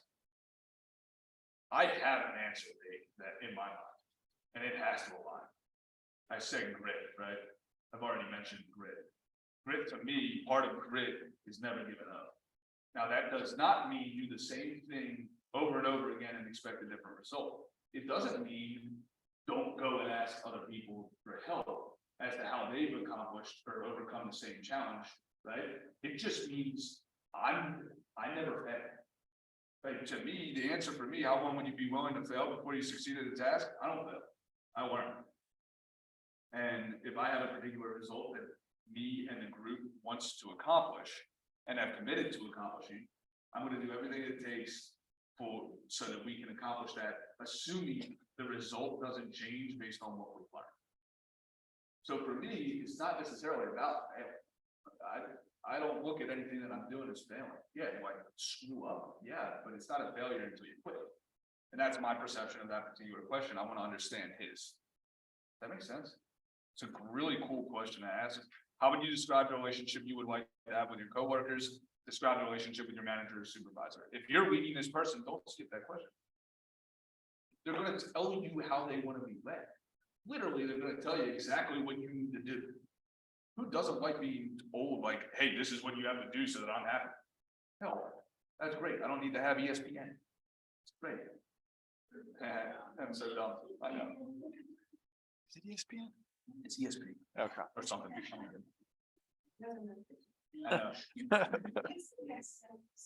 It does, Yeah. right? So what are your long-term career goals? Don't skip this one either. We said earlier, like, one of the things that we're doing is ensuring that we get them to where they want to go. Ultimately, we'd like to get them there faster than they thought ever possible. If I know what their long-term career goals are, again, no ESPN. I just get told, he's telling me what to do, right? Why do you think you were, and I skipped it back, I knew I. So I'm gonna go back real quick on page 24. This is a really good one. And it helps you understand a lot about who they are and how they come from, like, how they develop based on the people that they're around. Who are the 3 people you most like, admire, and respect and why? This, if done correctly, you can get tears. An emotion, seeing emotion is a good thing. It means they've trusted. You want to build trust in this entire process, right? I think in the first session, we talked about the trust triangle: logic, authenticity, and empathy, right? If I build those 3 things, authenticity, I am who I am, logic, what you're saying makes sense, and empathy, I care about you. I'm doing that through this entire process and never passing judgment on what they're saying in order to get the true results because they trust, or the true answers because they trust me. If they're trusting in that question, who are the 3 people you most like, admire, and respect, and why? You may get tears there. You may get emotion. They may and they're going to tell you really how come. And they're also telling you who they want to be. Because most of the time, the people they admire is who they want to become and how they want to be seen. Does that make sense? It's a really good question. Empathy. Authenticity, you are who you say you are. Logic, what you say makes sense. Empathy, you care. So on this page, on this 24, you got what defines a bad performer, a good performer, and what kind of working environment are you listed up in, right? All those things. So then at the very bottom, or the very last page, it talks about, why do you think you are a strong candidate for this position? That's a great question too. Don't skip it, right? And this is the one that most people do skip. If we don't get together on this job, what career move will you make next? Ask the question. It tells you a couple of things. It tells you how fast you have to go through the process. If you are attached, I'm sorry, don't ever use that word, attached. Don't be attached to the outcome. You're attached to it. You're attached to writing an accurate assessment of them and understanding who they are, where they want to go, and whether you can get to them. You're not attached to them in your world. Problem with this process is it's going to create that. Does that make sense? So, but your understanding, when you ask, if we don't get together on this job, what career move will you make next? They may be looking for other opportunities. You're going to understand how fast you have to move if you believe that getting into the business with them at this point makes sense. From everything you've learned about our organization, tell me how you feel you make a contribution. Again, that's probably going to be correlated to strong candidate for this position. And then my favorite, if we're sitting here a year from now celebrating what a great year it's been for you in the role, what happened together? Helps you, now you're getting the vision. And then from there, next time we're going to talk about motivational interview and life story. That's where we're going to understand, like, where do they go, what have they done, and then where are they going in the future, and what motivates them to get there. So what ahas do we have, and then you guys can have a do.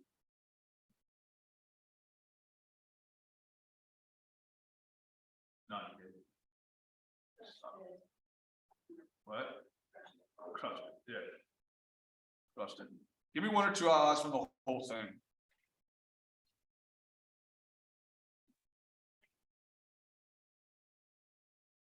I like all these.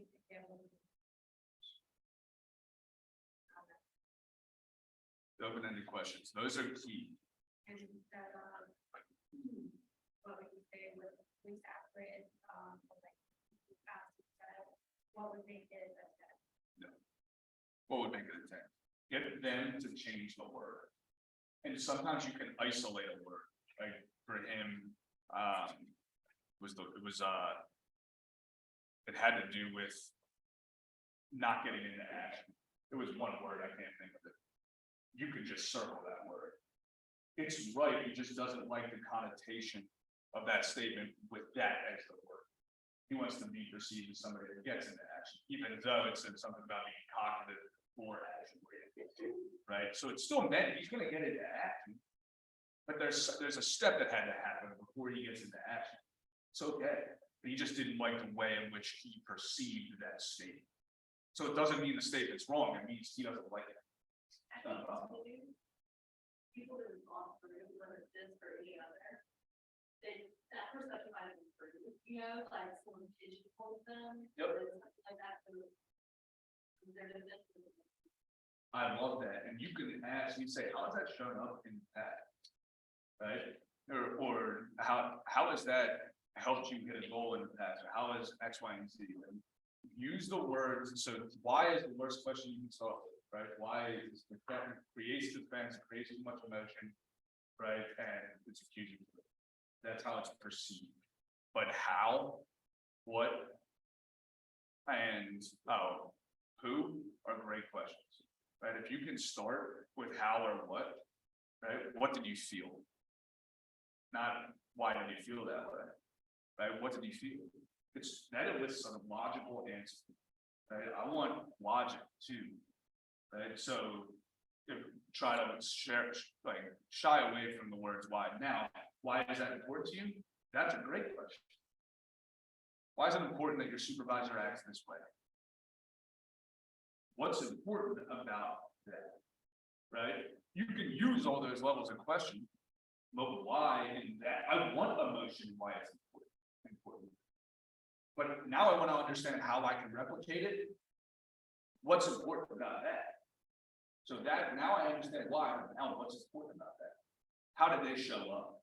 How did the supervisor show up to give me that? Right. So now I'm going through that. Makes sense. Awesome. You guys did that. Hopefully that was all right. Yeah, thank you. Helpful. You did great, Ben. Thanks. Thanks. I was worried. I was like, maybe if he redoes this, he might fire me.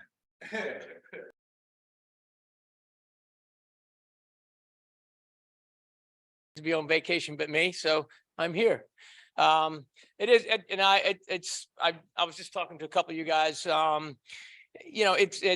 do nothing but real estate. I'm a 24/7 guy, and I spoil all my people up where I am in North Charleston because I'll close you in 24, 48 hours. I do pawn shop loans in 24 hours, so not that you guys care about pawn shop loans, but we do a lot of crazy stuff where I am. But I do want to remind you guys, if you need a favor, I'm talking about like favor. I have my own abstractor, so a lot of my clients get deals because I'll close them in 2 or 3 days. I'll get the title work. So if you ever run into one of those, because it's pretty competitive out there still, to me, it's still a seller's market and it's very competitive. And a lot of times the difference is how quickly can you close? And cash closings, I'll close them same week. For my clients, my good clients, because they like to buy up a lot of stuff and they do, and we get most of them because we do close them quick. So if you ever need a favor like that, just if you pick up the phone and call me, I'm there every day, guys. I don't go to lunch. Actually, I'm here today. It's kind of strange. I've never been out of the office during the day unless I'm at something like this, but more than happy to help you on that. Just, everything's to my phone is 5760547 or my email, mweeks@weekslawfirm.net. But if you need a favor, guys, it's you don't even have to be doing business with us the whole time, but if you need one on a quick one like that, a lot of times that gets you the deal. More than happy to do it. Also, guys, if you're not doing those lien searches, I've seen more crap property. And it's stuff that we come up to is getting ready to close. We do the title work. Man, this property should have never been on the market. Man, do lien searches, guys. They come from me, and it's mweeks at weekslawfirm.net. They're free, Charleston, Berkeley, Dorchester. I'd rather tell you got a shitter in 2 hours than you find that out 2, 3, 4, 5 weeks later. You think you're going to closing and pick up a check and you're not. I mean, if I can tell you that and in 2 hours, guys, why would you not email me? I don't know who everyone is. These things come to my email and I just send them out to my abstractors. I have 20 of them in Charleston, Berkeley, Dorchester, and I'll get you back a lien search. It's not a 40-year search, but it's going to tell you if your guy's got a crapper. She's got 3 mortgages, owes the IRS a bunch of money, and I'm going to tell you that, and you're going to say, don't take the listing, don't make the offer. I'd rather tell you that in 2 hours than waste your time, guys. I had a realtor the other day sent me 5 of them for the weekend. Someone's coming in town. 2 of them were crappers. You don't even need to go look at that property. She got 2 IRS tax liens, 3 mortgages. It's a train wreck. So again, it's a free service, guys. I've been doing it for years. It comes directly to me. So if you don't get it, it's because I don't like you, or take my time. I don't like it. It's probably a reason you're not getting it. I'm just kidding, guys. That's a bad joke. But it comes directly to me. And guys, I can tell you the biggest problem in real estate to me is we're not checking properties out and we're not communicating. My biggest problem is communication. I can tell you, I've told my paralegals every day, no one's ever called me and said, Mark, your paralegals are over communicating. I mean, you can laugh all you want, but it's true, man. Return your phone calls, return your emails. And if you can't, have someone do it for you. Because I can tell you what, you call me, I'm calling you back. You may not like it. I'm gonna call you back late at night or on a Saturday morning or Sunday, but I'm gonna call you. And someone says, why do you pick up the phone on Saturday? Because it ain't gonna get no better by daggone Monday. I can tell you, if someone's calling me on the weekend, it ain't good. It ain't to tell you, hey, Mark, you won the lottery. Nope, it's one of your paralegals must have dropped the ball. So again, it's all about communication, guys, and in respect. I would try and respect people. Don't yell at people, scream and holler. Just do the best you can. There are going to be some people that aren't going to be as diligent as you, but it is what it is. It's still a good business out there. I think it's a seller's market still, big time. Not a lot of inventory out there. My builders can't build them fast enough. I represent 8 big builders, and they cannot build them fast enough.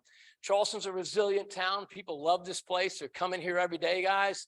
So we still got good market. We just need to get some inventory out there. But you guys have all done, a bunch of you in here, I know you've done a great job, guys. But if I can ever help you, honestly, there's no fee for those lien searches.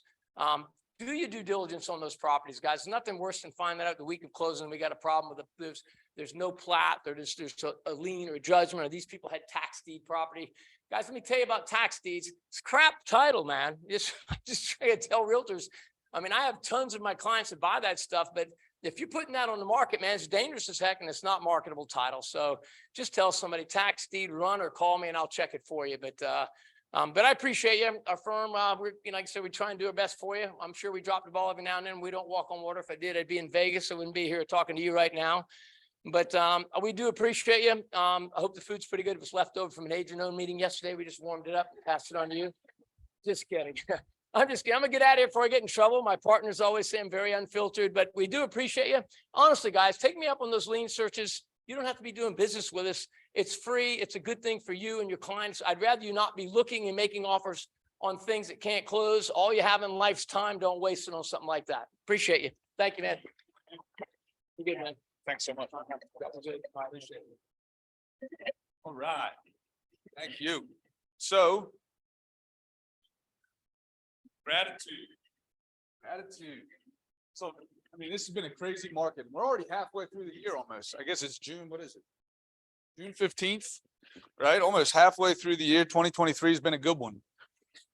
So nothing's better than reflecting on the great things that have happened with us, or filling somebody's bucket, giving them some gratitude and letting them know that you're appreciative of them. So who wants to fill somebody's bucket or just mention something that they're grateful for? We'll just take 2 and then we'll get into it.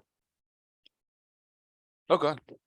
I'm really grateful to the leadership team for the opportunity to go to the summit. I had a really awesome time, so thank you. Awesome. Let's give Holly a hand. She's been a rock star over the last week. It's her 1-year anniversary at Keller Williams. Let's give her a hand. Awesome. Give me one more. What are we grateful for? Who do we want to thank?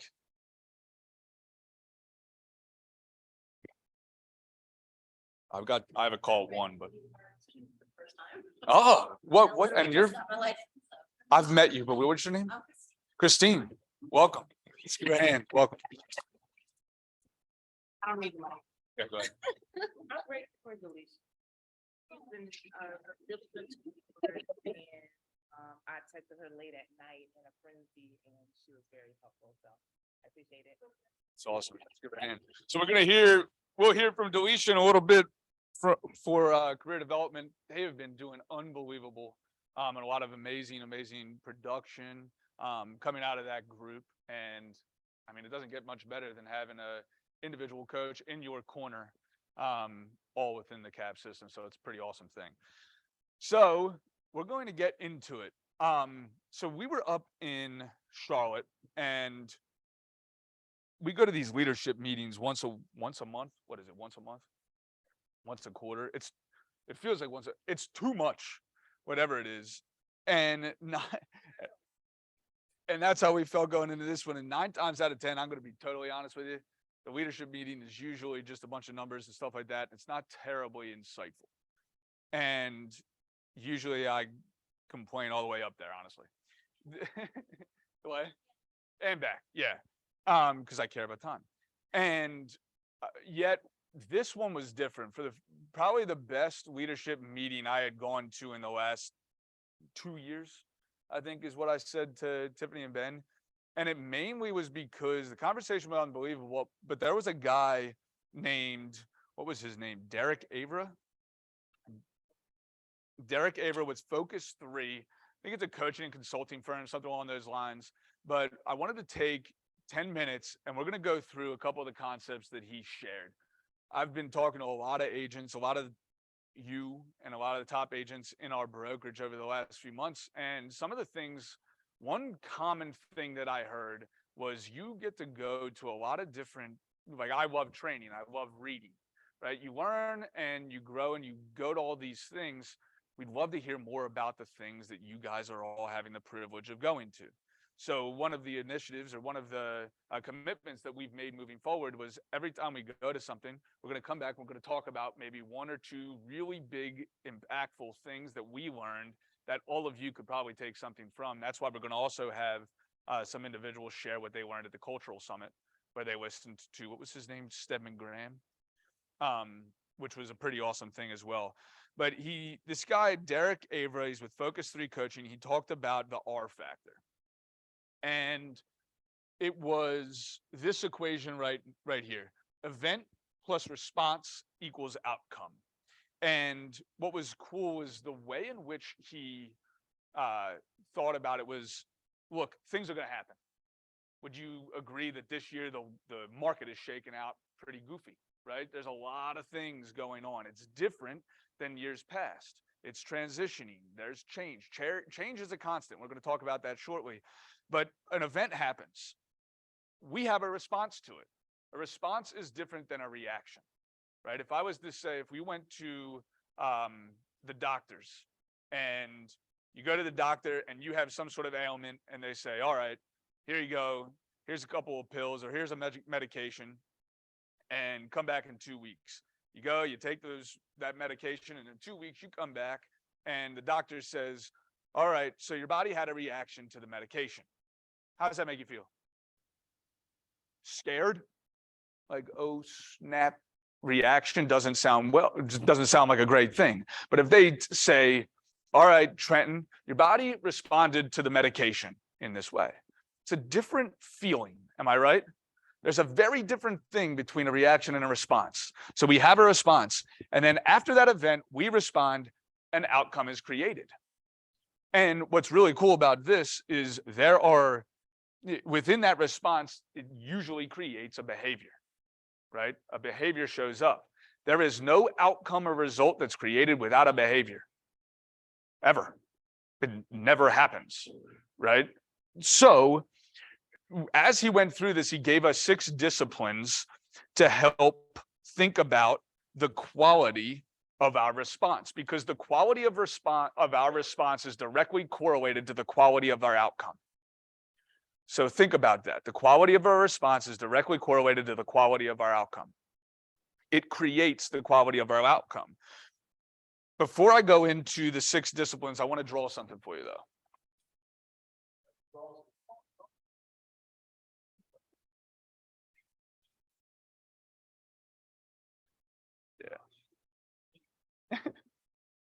Yeah, we'll switch, thanks. And that's why it's called the R factor. The events are gonna happen, life is gonna happen to us, but we earn the quality of our response. Yeah, you earn the quality of your response. So he calls this the what the heck is this? We got 16 over here.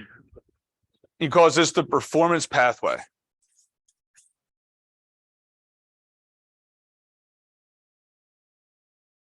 A lot to write. My goodness gracious. So you have a leader, right?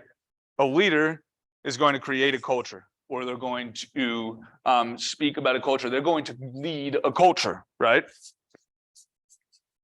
Has anybody heard you're a product of the environment you're in, right? Would you say that because you're a product of the environment that you're in, then that environment is going to impact the way in which you respond to things? Yeah, so yes, that's 100% correct, right? Which means that leadership is going to create a culture. Culture is going to drive a particular behavior, and that behavior is going to drive or equal a result. What's cool about this is that the behavior reinforces the culture, right? And like we said, behavior is directly correlated to the response that we think about or that we feel when something happens, right? And it's our culture reinforced by that behavior that is helping determine our behavior. So this is really one of these, right? It's one of those feedback loops that creates our results. So I want you to think about that as we go through this, because then when you go back to that equation, an event plus a response equals an outcome, that's all baked within the culture and the environment that we're in that's helping impact the behavior and response that we have. Does all this make sense? You with me? So we went deeper and he said, we have, when an event happens and we then feel that feeling that makes us either react or respond, right? There are 6 disciplines that we have to think about and that we have to implement so that our response is the highest quality possible. Because again, our outcome is directly correlated to the quality of our response, right? And the reason that we're going through this is because there's a lot of events that constantly happen in our world, right? Are there more multiple offers today than there were 6 months ago, right? Have interest rates increased? Can you control the event? No, you can't control the event. Can you have any impact on interest rates going up or down? Is your business impacted based on rates going up or down? 100%. Is your business impacted based on your clients getting married, getting divorced, having babies, having death? Is it? So there's an event there. So your response to those things is pretty important. So the first thing that we have to do is we have to press pause. So he gave an example of a guy, I can't remember the guy's name, but a big businessman in a town that he grew up in. He talked about they got into this RV and they were driving across country and his whole family was in the RV. And they're driving down the road and he's an older gentleman and he was driving relatively slow on this 2-lane highway. And this crazy Corvette with a bunch of kids comes screaming up the highway, and for 3-4 miles, they're all behind him, honking and screaming and using some expletives. And finally, they pass him. And do you like that one, Tony? Expletives. Yeah, that was good. Yeah. And so finally they pass him, and the kids, older, are saying some things like, God, they are so impatient, blah, blah, blah. Well, they get up 5, 6, 10 miles up the road, something along that line. And there's that red Corvette that was screaming and hollering behind them, pulled over on the side of the road with a flat tire. And the gentleman driving decided to pull over to help them. And the kids are all in the back seat saying, why are you helping him? That was the guy that was screaming and yelling at you earlier. And he puts his hand up and says, that's enough. We're going to respond and see if we can't help. We're the only ones out here. So he gets off the bus and he goes to say something to them, and they weren't very nice when he pulled up, which was interesting. And he didn't say anything other than, well, what's wrong? How can I help? Turns out they don't know how to change a tire. He does. So he helped them change the tire. Turned out they didn't have any money to fix the tire because they just had one of those little donuts on the car now, and it wasn't going to suffice to get them to where they were going. But they didn't have any money to stop at the gas station up the road, which the older gentleman shared where it was. So he pulls out his wallet and gives them money. And they say thanks and they drive off, and he gets back into the RV with his kids, and his kids say, how in the world did you do that? And or why did you do that? They were screaming and yelling at you. And he slowed down and he turned to them, puts his hand up again, and he said, treat other people the way that you want to be treated, regardless of how you feel in the moment and how you want to react. And it was a perfect example of how he pressed pause. He thought about how he wanted to show up, who he wanted to be, and then he responded to the situation the right way. You have anything else on press pause? The quote I wrote was, we're not going to let the way people treat us affect the way we treat other people. Really big piece. So he talks about pressing pause. And then once we press pause and then we evaluate the situation, we have to figure out where we want to focus in that press pause, what I can influence. And then we have to think about our mindset. So mindset's interesting. We talk about mindset all the time. Get your mind right. Mindset, he gave 4 examples. He said, I do not control events.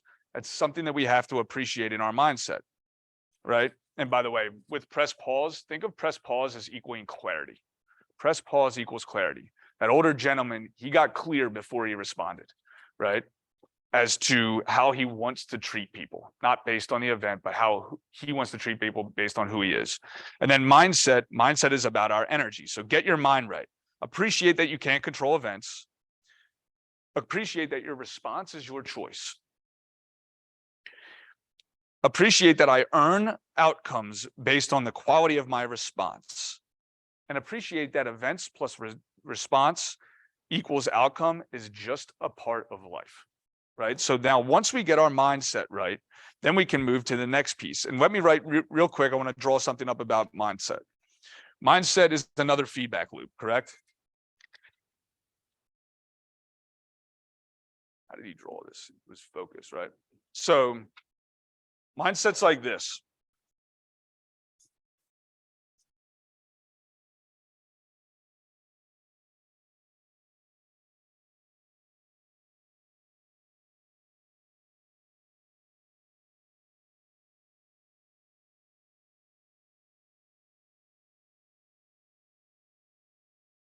Action. So what we focus on expands, you've heard that one, right? When something happens, we then focus. That's where our press pause. We have to have clarity. Then we have to appreciate what we're telling ourselves about what happened. Does anybody who believes we talk to ourselves all darn day, right? We have thoughts, it's self-talk. How we talk to ourselves matters because that's going to create a feeling. Our feeling is going to create an action. My dad used to say to me growing up, he used to say, your thoughts are your words are your actions are your character, and your character is your legacy, which is a really big piece of the equation. So it all started with how I thought, and how I thought created how I felt, which created the behavior that I had, right?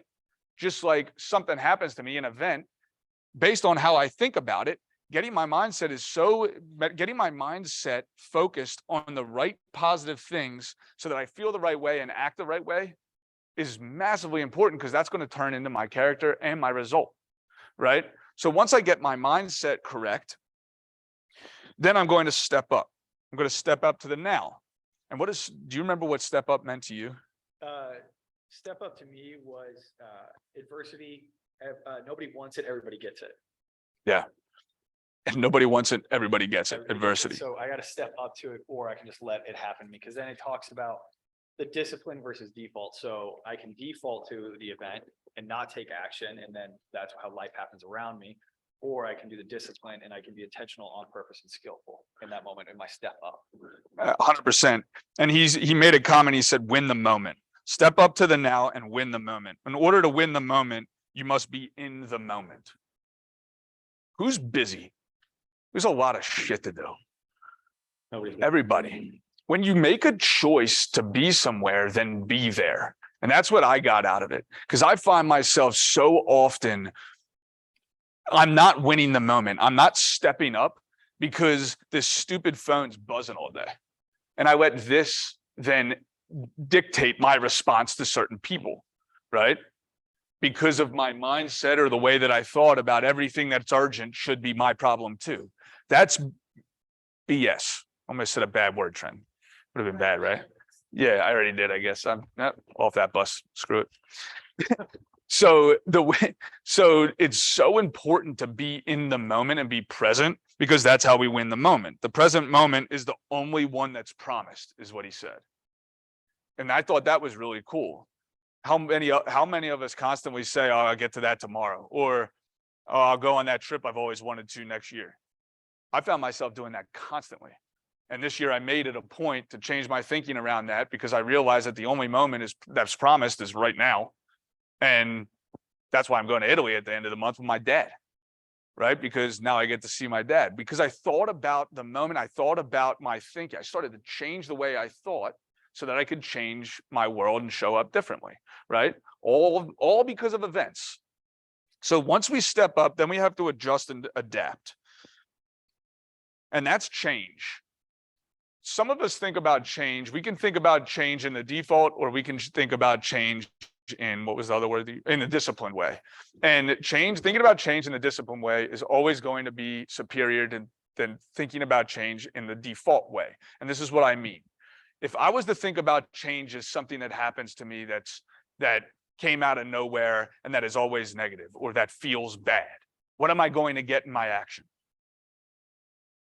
Probably nothing really that good.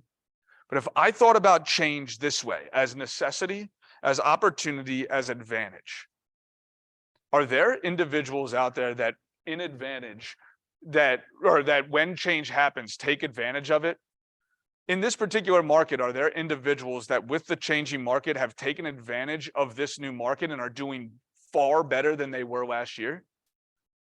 What's the difference between them and maybe the individuals that haven't? Because I look at the market all day, every day. And I'll be honest, there are a lot of top agents down more than the market. That means down more than 24%. Market's down 24, 25% year to date. That's a pretty big swing, especially given the fact that it was down a pretty large sum last year too, right? Double digits. And there are top agents that are down more than the market this year. But then there are individuals that have stepped up, they've used changes there as an advantage, and they're outperforming the market in a positive way and up. What's the difference? The difference is the way in which they responded to the events that are happening, to mortgage rates increasing, to inventory being low, right? Our response is directly correlated to our outcome. So the way in which we adjust and adapt to the change that happens in our world that we cannot control is directly correlated to what we get at the end of the day. And then five was make a difference.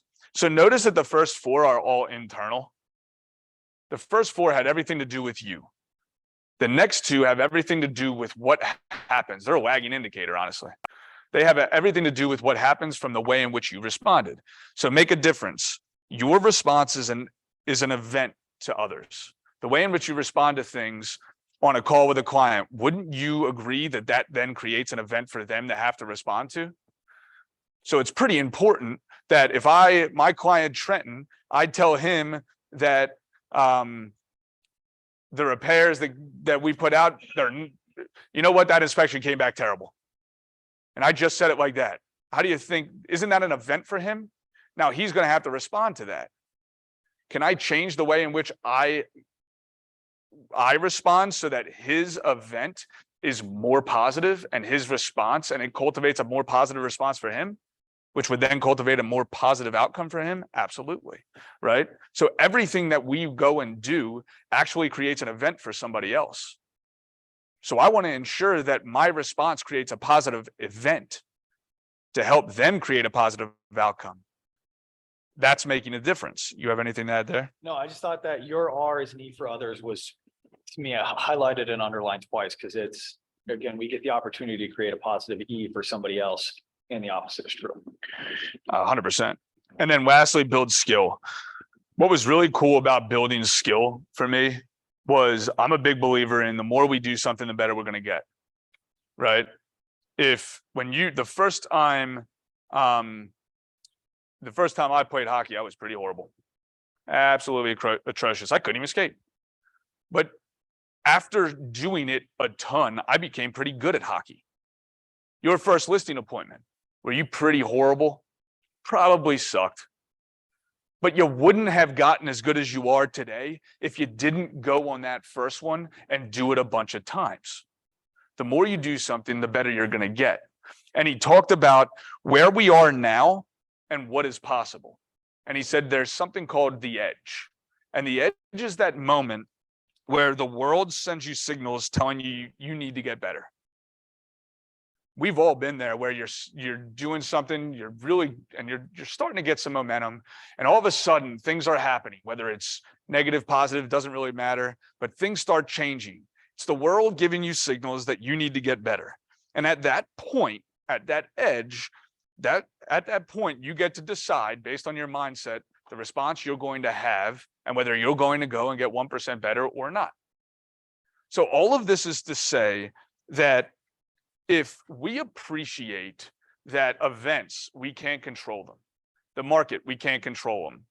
Interest rates, the competition, all of these things, if we appreciate that that's going to happen, but we only focus on on these 6 things and how to get our mind right so that we can then go and respond at the highest level possible for ourselves, our outcome is going to be so much better at the end of the day. Because this happens all of the time. There's constantly change, and it's a massive opportunity. I've been looking at the numbers a lot, and our market center as a whole, KW in Charleston, is outperforming the market in a really dramatic way. However, our market center and our organization is still down on the year. That means everybody sitting in this room, potentially as an organization, put together, is making less money than they did the year prior. Now, is it as bad as what the market is doing? No, thank goodness. But it's still, in my opinion, not good. And that has everything to do with leadership, that's on me. Culture, the behaviors we create, AKA our responses and our results at the end of the day.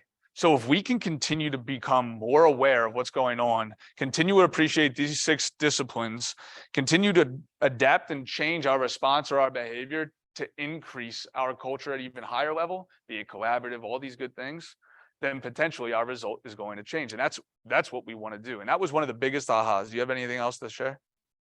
No, and the one thing that he did say is this happens all the time. So what do we do with stuff that happens all the time? Well, we should get good at it. So get good at something that happens all the time. I love it. So anything else you want to share? No, just more on the culture side, just another thing I loved is leaders are dealers and hope, don't lose yours. And take that home. Say it again. Leaders are dealers and hope, don't lose yours. I love it. So I'll leave you with this last story. He gave a story and he talked about a guy named Armand. And do you remember where it was, where this hurricane was or earthquake was? 89. Yeah. Wherever that hurricane was. It was an earthquake. So in 1989, there was a massive earthquake and it was at 8.2 on the Richter scale or something bad. It was bad stuff. And he gave this, he talked about this little kid named Armand. And what ended up happening was his dad was at home, the earthquake runs through and it decimated the city. It's pretty horrible. And he was safe, but his child, Armand, was at school. So he got up, he finally got out of his house that was knocked to the ground. Somehow he survived and he ran down to the street to the school and the school was completely decimated and was on the ground. And he knew though that the 5th grade classroom that Armand was in was at the end or the back right corner of this building. So he runs over there and he starts digging through this terrible rubble. And he dug for 38 hours. But through those 38 hours, people kept on coming up to him and saying, hey, Armand's dad, I can't think of the guy's name. Hey, it's over. Ain't nobody under all that rubble. It's been more than a day. And like, you got to give up hope, is what it is. Move on. All he would respond to them was, are you going to help me dig or not? It's the only thing that he would say. Are you going to help me dig or not? What ended up happening was at that 38-hour mark, as he's digging through all of this rubble, and as some of the individuals that kind of did decide, hey, I'm going to help and I'm going to dig too, they found this piece of concrete that was perfectly placed, that created an air pocket, and there were 15 kids all under this. And this is a true story, kind of screwed up. It's so sad, but they all lived. But there was this piece of concrete, and they moved this piece of concrete, and there's Armand. And Armand gets up, and the first thing he said to his father after giving him a big hug was, Dad, I told everybody that you were going to come for us. And which was unbelievable. So when Derek was sharing this story about Armand's dad and about this event that took place, and then the response that Armand's dad decided and chose to have, he showed hope. We should all be like Armand's dad and constantly show hope, right? And we should all be like Armand's son and always have hope and always have belief in the individuals that have led us or driven us or been there for us, regardless of the events that we have to tackle, which is a really cool thing. And we get to choose it all based on these 6 disciplines. Does that make sense? Everything in this world is happening, but the world doesn't have to happen to us. We get to choose what we react to and what we respond to. I know that the market is hard, and I believe that 90% of success is mindset. The other 10% is skill. If we can all come together and get our mindset right to respond the right way, everything else is going to be all right. Because skill is easy to learn. I'm just some goofball from Jersey. I've learned a decent amount of skill, but it all has to do with my mindset, and that I believe that I can. And I think everybody sitting in this room has the ability to go and sell more than Chucktown and Jeremy back there, or than Jan, right? Everybody does, because and he would probably say it too. And it's just about how we respond to things. So with that said, what I want to do is also then bring up, not Mike, because he's not here, but Elizabeth, Holly, and who else did we say? Ricky, and have them share a little bit about what they had learned, because that's what Ben and I learned, about what they learned at the Social Equity Summit. So come on up. Give them a hand. Yeah.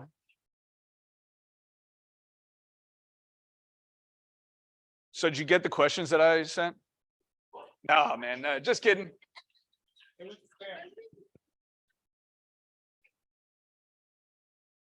Yeah, it's in my head.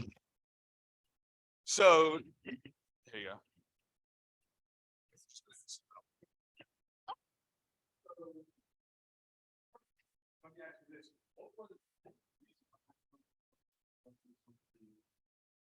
The reason why I went is because I always want to, get to know as many people as possible. Obviously I'm well known in the office here, but I want to get out and meet people that I haven't met within KW. Being able to have the biggest referral network you can, and build your brand, you want to make sure that you're in front of people that, you don't get to see every day. So just being able to meet new faces and get yourself out there, you're just building yourself. So I got the opportunity to go with the Market Center. For me, I like to understand a lot of whys, and culture and equity is something that, is near and dear to my heart. But being able to truly understand from Mo Anderson herself, who's like the leader of culture, was really opened my eyes to why, our leadership in the Market Centers push culture so hard, is because it is such a collaborative community. So it was really great to hear that why. You are a why guy. Yeah. So I went, I got invited because I won the culture award in the Mount Pleasant office. So thank you, number one, for that. And then also going to see all the people in that room that have come from all different kind of backgrounds and have become successful, and their stories, and how the thread again and again was not giving up on themselves and giving back to their area and their community. And it was really powerful. Yeah, there were a lot of people there too. Yes, yeah. I think there's like 300. Yeah, around 300. What were one or two of the biggest takeaways? Still me. You got the mic. Okay, cool. Okay, yeah, so one of the things that really got to me giving back to the community, there was a gentleman there who lived in I wish I could remember his name, but yeah, look him up. Thank you. So he said he grew up in a community where everyone was a renter and he became successful in real estate. His first investment property was back in his community because he wanted to show where he lived that you can make it and that you can be successful. And I thought that was really beautiful. And he did a lot of work in charity in general. Like, yeah. So Last 7 years. yeah. Yeah, oh yeah, last 4 years, it's only been less. The other thing that he said to that point was one of the reasons that he also created an investment property was in his neighborhood was because nobody owned a home in his neighborhood, everybody was leasing. And he was tenants, and he said, I want to show everybody that just because that this is where we're from, doesn't mean we always have to be the tenant, we can be an owner. And he's got tons of investment properties now in that area. It's pretty cool. Right. Just showing the power of believing yourself and not getting up. And everybody can have an impact on themselves, their community, and their family in a positive way. Yeah. That was one of the biggest things I got out of it. So just kind of, nothing was said specifically on this, but something that I got from it from as a whole was that, we need to respect, like, we may not always promote or agree with everything that is going on around us, but we still have to give everybody the respect for it. And I think back to the times where, when I was first meeting my husband and I was in this group and I walked into a room and I realized it was like one of the few times in my life at the start where I was in the minority of the group. Like I was the only one of my race in the group. And it was a very interesting perspective to realize that this isn't common for me, but it's common for other people. And I think something I didn't hear, but some groups have been making other groups feel comfortable for so long on the passive that at what point do we need to make the other parties compensate, or not even compensate, but just feel that uncomfortability as well. I mean, think about how many times you've been in the minority of the room and kind of relate to it. But yeah.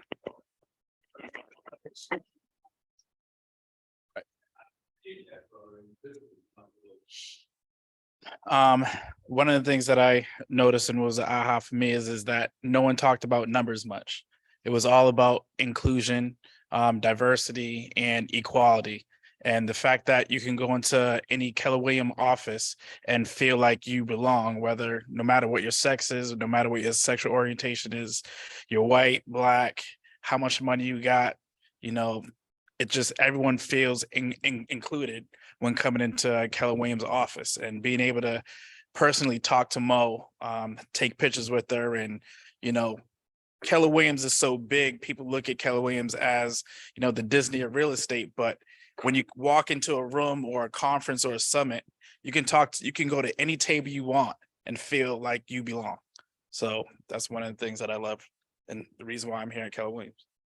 What's one or two things that, based on the summit, you're going to change moving forward, whether it's personally, professionally, doesn't matter? Anything yet? Just trying to give back more to where I came from.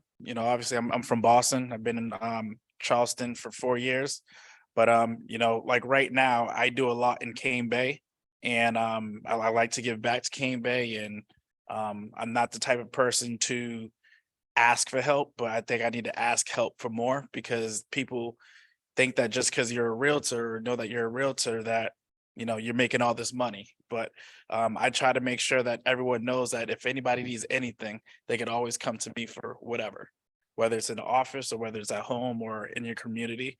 So you being that person that people trust and that people look up to in your community, then everybody would know you for who you are, not where you are. That was awesome. So one thing, it's kind of tying into what we learned at leadership and kind of the idea of the culture in general is just, I want to focus on my responses and creating a good culture around myself so that I can pass on a good culture to other people. And one of the things, you guys didn't say it, but I loved it. It was, if you get the culture right, nothing can stop you. But if you get the culture wrong, nothing can help you. And I don't want to stop and I want to keep growing. So I have to build a great culture around myself. I love that, Alex. All of us create we all have 20 feet around us, right? It's the only thing that we can control our response. And our 20 feet, the way in which we respond, that impacts the people that are in our organization or that are on our team or that are in our world, right? So like we said earlier, our response to things is an event for other individuals, but I can only control my 20 square feet. So how am I showing up and what am I responding to? I love that. I don't, that's. Okay, so for me, positivity, because everything is a micro reaction that falls into other reactions. If you pass somebody walking in your neighborhood and you are friendly, you say good morning, you say hello, you don't know what kind of day that person's having. That small micro change could impact and change them to feel better about what's going on with them, and therefore the next person they interact with. And I feel like those small little things don't sound like a lot, but they're huge. They really do end up shaping. You never know how you're going to help with somebody. And the opposite, if you are a little grumpy and you're grumpy to that person and they're already having a bad day, that could end up impact them in not the right direction. So I just think that's really important. And it's hard to keep that present throughout your day-to-day actions. But if you just keep coming back to that and coming back to that and practice doing that throughout your day, and then you feel better too. So it's win-win. Yeah. Don't they say that somebody can live on a compliment for 2 weeks? How are we being grateful? How are we complimenting people? Because we don't know what they're dealing with. I think right now it's a great example like this, especially all your peers in real estate. There are a lot of agents that are down. Like asking them how they're doing and having a conversation that benefit them. What happens to transaction? I love that. Anything else you guys want to add? I don't know. Just keeping optimistic, keeping dependable, and be the best of yourself. Love it. Let's take a hand.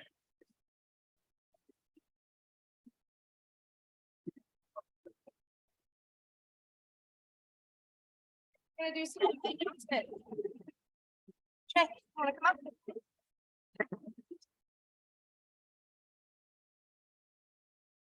Thank you. Let me pull that down. So KWYP actually has a lot of stuff going on the next couple of weeks. Well, actually, really just the next couple of weeks. We just got back from National Summit. We had about 300 people in Fort Worth, Texas, doing a very similar sort of summit to what we had here in Charlotte in the Carolinas region. Our next chapter meeting is going to be at Frothy Beard on Tuesday at 4 p.m. We're going to talk a little bit about this social equity component that we just learned in Charlotte as well. So we're going to really dive into that. We're going to do a happy hour next Wednesday. We're taking the Palmetto Breeze. We have 20 slots on the boat, and we've already got like, I think 17. So there's only a handful of slots left. So if you haven't registered for that, please do. New member orientation, there's a Utah launch party coming up in Salt Lake City for those of you who want to go and travel and experience some things. And then we're also going to do an anniversary party. Keller Williams Young Professionals Charleston chapter, which is now the Low Country chapter, has been in Charleston for 4 years. We launched July 17th, 2019, and we're celebrating that. We're inviting everybody. It's going to be during the day, unfortunately, but come have lunch, play around a golf or two at Top Golf with us Monday, July 17th. And that's open to everybody. So please come and join us. Okay. Lori, pass the zoomies on to you. No, you're here. Welcome. Hello. For those I have not met, I'm Lori Johnson with Direct Mortgage Loans, y'all's preferred lender over in West Ashley and Mount Pleasant. I've got a couple of updates for y'all. I want to toss something out real quick. I wrote a note down this morning from whenever a guy from Weeks was speaking. From a quick closing perspective, just to let y'all know, if you don't know, we have the ability to close loans like super fast if y'all ever come across and need it, okay? I actually had a loan last year that was about to fall through for the first time ever. I got the application underwritten, clear to close in like a 3-day window, literally. Now, granted, title work was already in, the appraisal was in, but I got that thing turned around and approved within 3 days and got stopped and couldn't close it because I had to wait the 7-day TRID window from the loan estimate going out to closing. So anywho, we can do that if needed. So all right, a couple of quick announcements or events coming up for this month. Next week, we've got our next level specialized income training going to be at the West Ashley office, our training room. We're going to talk about, unique stuff, self-employed income, tips, employees, like that type of stuff. Again, we won't go too deep into it, but it just give you some tools to kind of help you out on the front line. And then we're doing Thirsty Thursday on the 22nd in Mount Pleasant. And then on the 29th, we're going to actually do Thirsty Thursday over in West Ashley. So I will see everybody in the West Ashley office on the 29th. And then in July, July 5th, we'll be back over to the Mount Pleasant office for the mortgage basics training. Just as a reminder, our basic training, we really just kind of do some high level detail on products, down payment requirement, minimum down payment, just high level stuff. We talk about the basic mortgage process and we talk about seller concessions. So it's really geared towards 3 tools that really help you again out in the field and have those general high level conversations with your borrowers before you pass them off to a lender. So, and then next month we will, in our next level training, we'll go over non-traditional single family homes. So we'll talk about condos, 2-unit buildings, that type of stuff, manufactured homes. So we'll talk about unique single family homes that will help y'all as well. And then just a few additional items, some stuff that's on my radar right now. I am looking for teams that are in need of having a lender speak on, I don't know if you have like weekly team meetings, whether it's face-to-face calls, whatever it may be. I'm always here to jump on those calls with y'all every week or once a month, whenever you have them, just to give a quick market update. I do this with some teams right now. And what I really like to do every week when I come across unique scenarios or weird things, I like to kind of table that. And that's what I talk about on those calls, like stuff that happens in our day-to-day world and it's real. I like to save that and kind of talk about it. And then if there's any major market updates with rates and stuff like that. So again, I'm not joining the calls or your meetings to pitch products or anything like that. It's truly just to kind of give y'all information and helpful tips for the week or whatever it may be. So if you're interested, please reach out, let me know. I would love to be able to get on some of those with y'all. Renovation loans is high on my radar right now. It's something that's been coming up a lot more. I'm getting asked from a lot of agents more about it now. I have our head underwriter or underwriting manager up in corporate is amazing.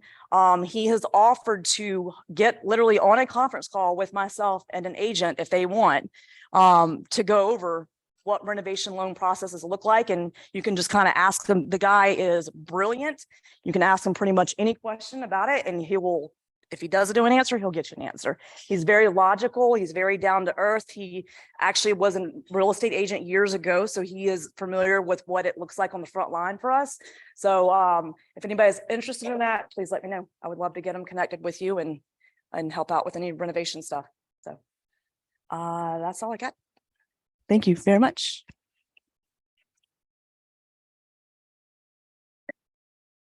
Okay, next we have our career development program. Director Delisha Dean here.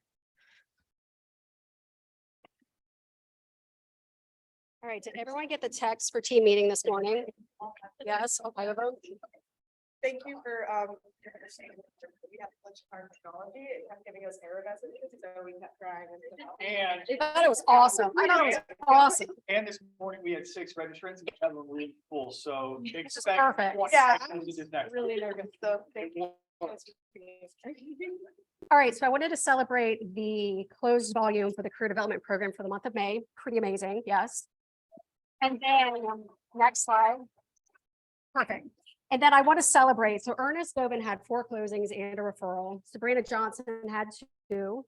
Ricky, Scott Elwood, Heather DeSoto, Jurgen Wagner, Devin Kale, and Treya Kennedy all had a closing, and Lachey Fripp had her first closing.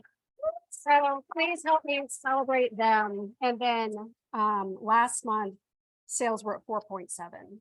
So incredibly proud of everyone in the program. Y'all are kicking expletives and just doing really well. So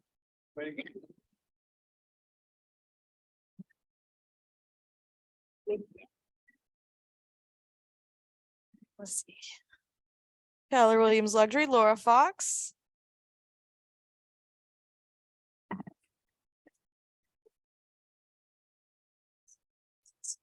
First, Lori, I wanted to thank you so much. You introduced me to White Claw on Friday after at the Quantum Leap. I'd never had one and was concerned driving home after just drinking one. What I'd like to do is just announce all the people that have qualified into luxury. We have Ashley Towns, Mandy Danino, Sarah Marion, Chris Hendricks, and Anton Broker. Are any of y'all here today? Okay. Absolutely. Oh, this is me. So if you guys don't know, Keller Williams offers a great opportunity for those, whether they're clients, friends, family who are interested in getting into the real estate business, that might not necessarily want to pay the $500, $800, $700. I don't know how much the classes really are, because we provide them, we scholarship 6 months of online tuition for them to get their pre-licensing courses done. I am the admin on this course, and so I help. If you guys have anyone interested, please send them my way. I get them plugged in. I do a little bit of a screening just to make sure that they're motivated and ready to go. And then I hold them accountable throughout the whole process. I currently have it, so they should be getting done in about 10 weeks if they follow my homework appropriately. But just, it's an opportunity if you guys want to take a part of it. A great way to build up your pipeline and your profit share. Just if you guys are interested, want to throw that out there.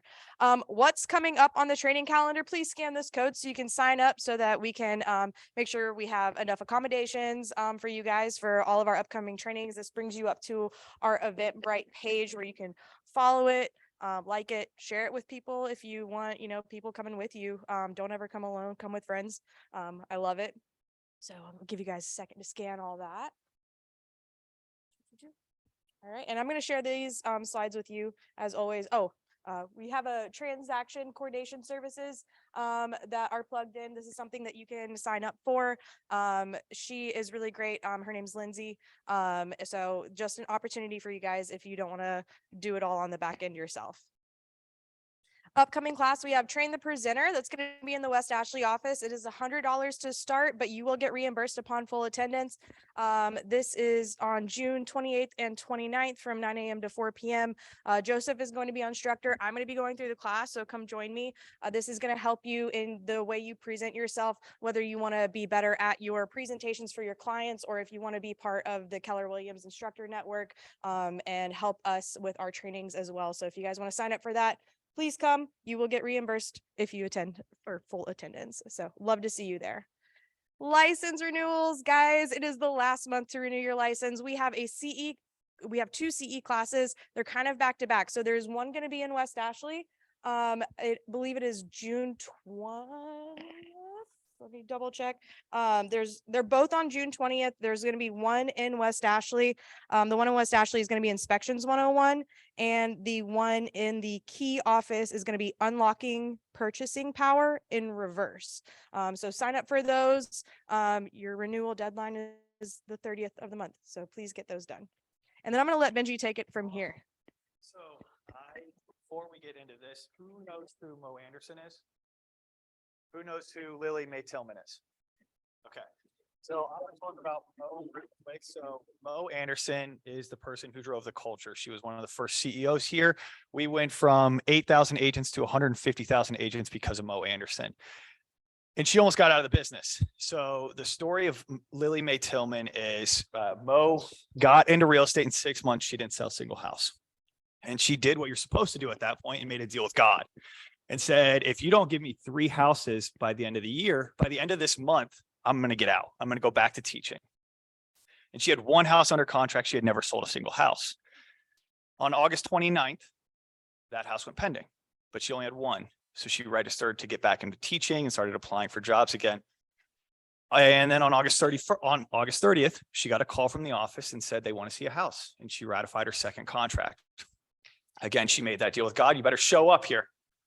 And on August 31st, and I don't tell the story quite as great as Mo Anderson, nobody can, but on August 31st, around 10 o'clock, she got a call from the office again saying, somebody wants to see this house and they don't have an agent and the agent's out of town.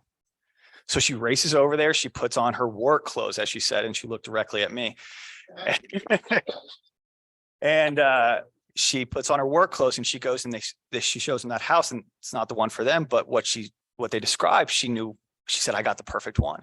And she takes them over there and they're picking out the house, and they're putting their kids in the room and talking about their furniture. And she knows that they're going to buy this house. And so they walk out and she's like, we're going to go to my office and write the contract. And the husband and wife go to the front of the yard and they start having a conversation, and her stomach stops. And Mr. Buyer walks over and says, Mo, we love you. We love this house, but we've been using Lily Mae Tillman for the past 2 weeks and we've got a connection with her. So we can't buy this house with you. She's bought him stuff. Our kids spilled ice cream in the back of her car. We have to use Lily Mae Tillman. And her heart sinks because, again, she had to deal with 3 and she's at 2. And she goes home, and a few hours later, her phone rings and it's Mr. Buyer. And Mr. Buyer says to her, we spoke with Lily Mae Tillman and she told us to do the right thing and use you to buy this house. So at 7 o'clock, she gets that house under contract. She gets her 3rd one. She sent flowers that Lily Mae Tillman shut down. She finally got her to take a referral, but Mo Anderson stayed in the business because somebody did the right thing. And so she went out and said, I'm going to create a company of Lily Mae Tillmans. And now we've got 150,000 agents, and Mo Anderson is the culture. And Lily Mae Tillman passed away a few years later, but her legacy lives on. And again, every time she gets to talk, if you get to talk to Mo Anderson, she'll tell you about Lily Mae Tillman. And as the leader of one of the largest real estate companies in the world, I would say that culture and that legacy lives on. So go out and do the right thing. Awesome. And then for that, and I'd fail to not talk about her. I love her. Let's just get a consistent clap. Is that cool? Just for the next, instead of us, I'm going to announce it. So let's start and let's just clap. We don't have to be loud. May listings taken. Keep it going. Congratulations to those. May listings taken, West Ashton. Keep it. We got a long slide. May listings sold, Mount Pleasant. May listing sold, West Ashley. May closed units, Mount Pleasant. May closed units, West Ashley, 57. Production leaderboards, the Mount Pleasant, the top, oh, come on. Top individuals for the month and the top individuals for the year to date.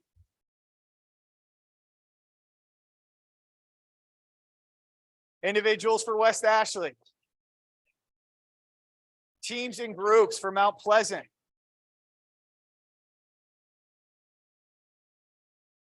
If I have to yell, you guys got to clap. Production leaderboard, teams and groups, West Ashley.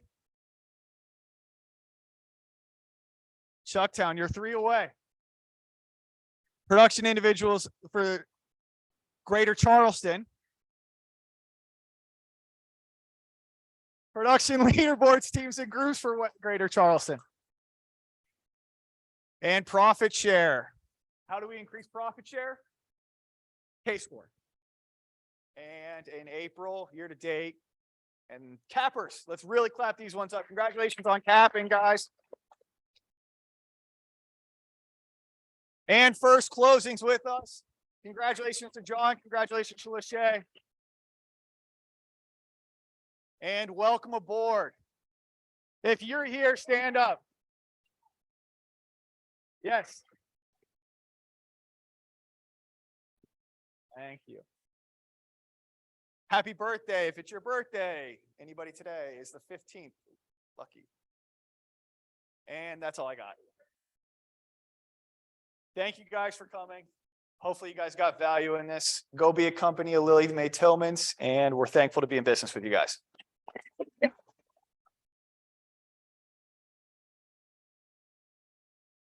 And I got you out 20 minutes early, so thank you, Ben.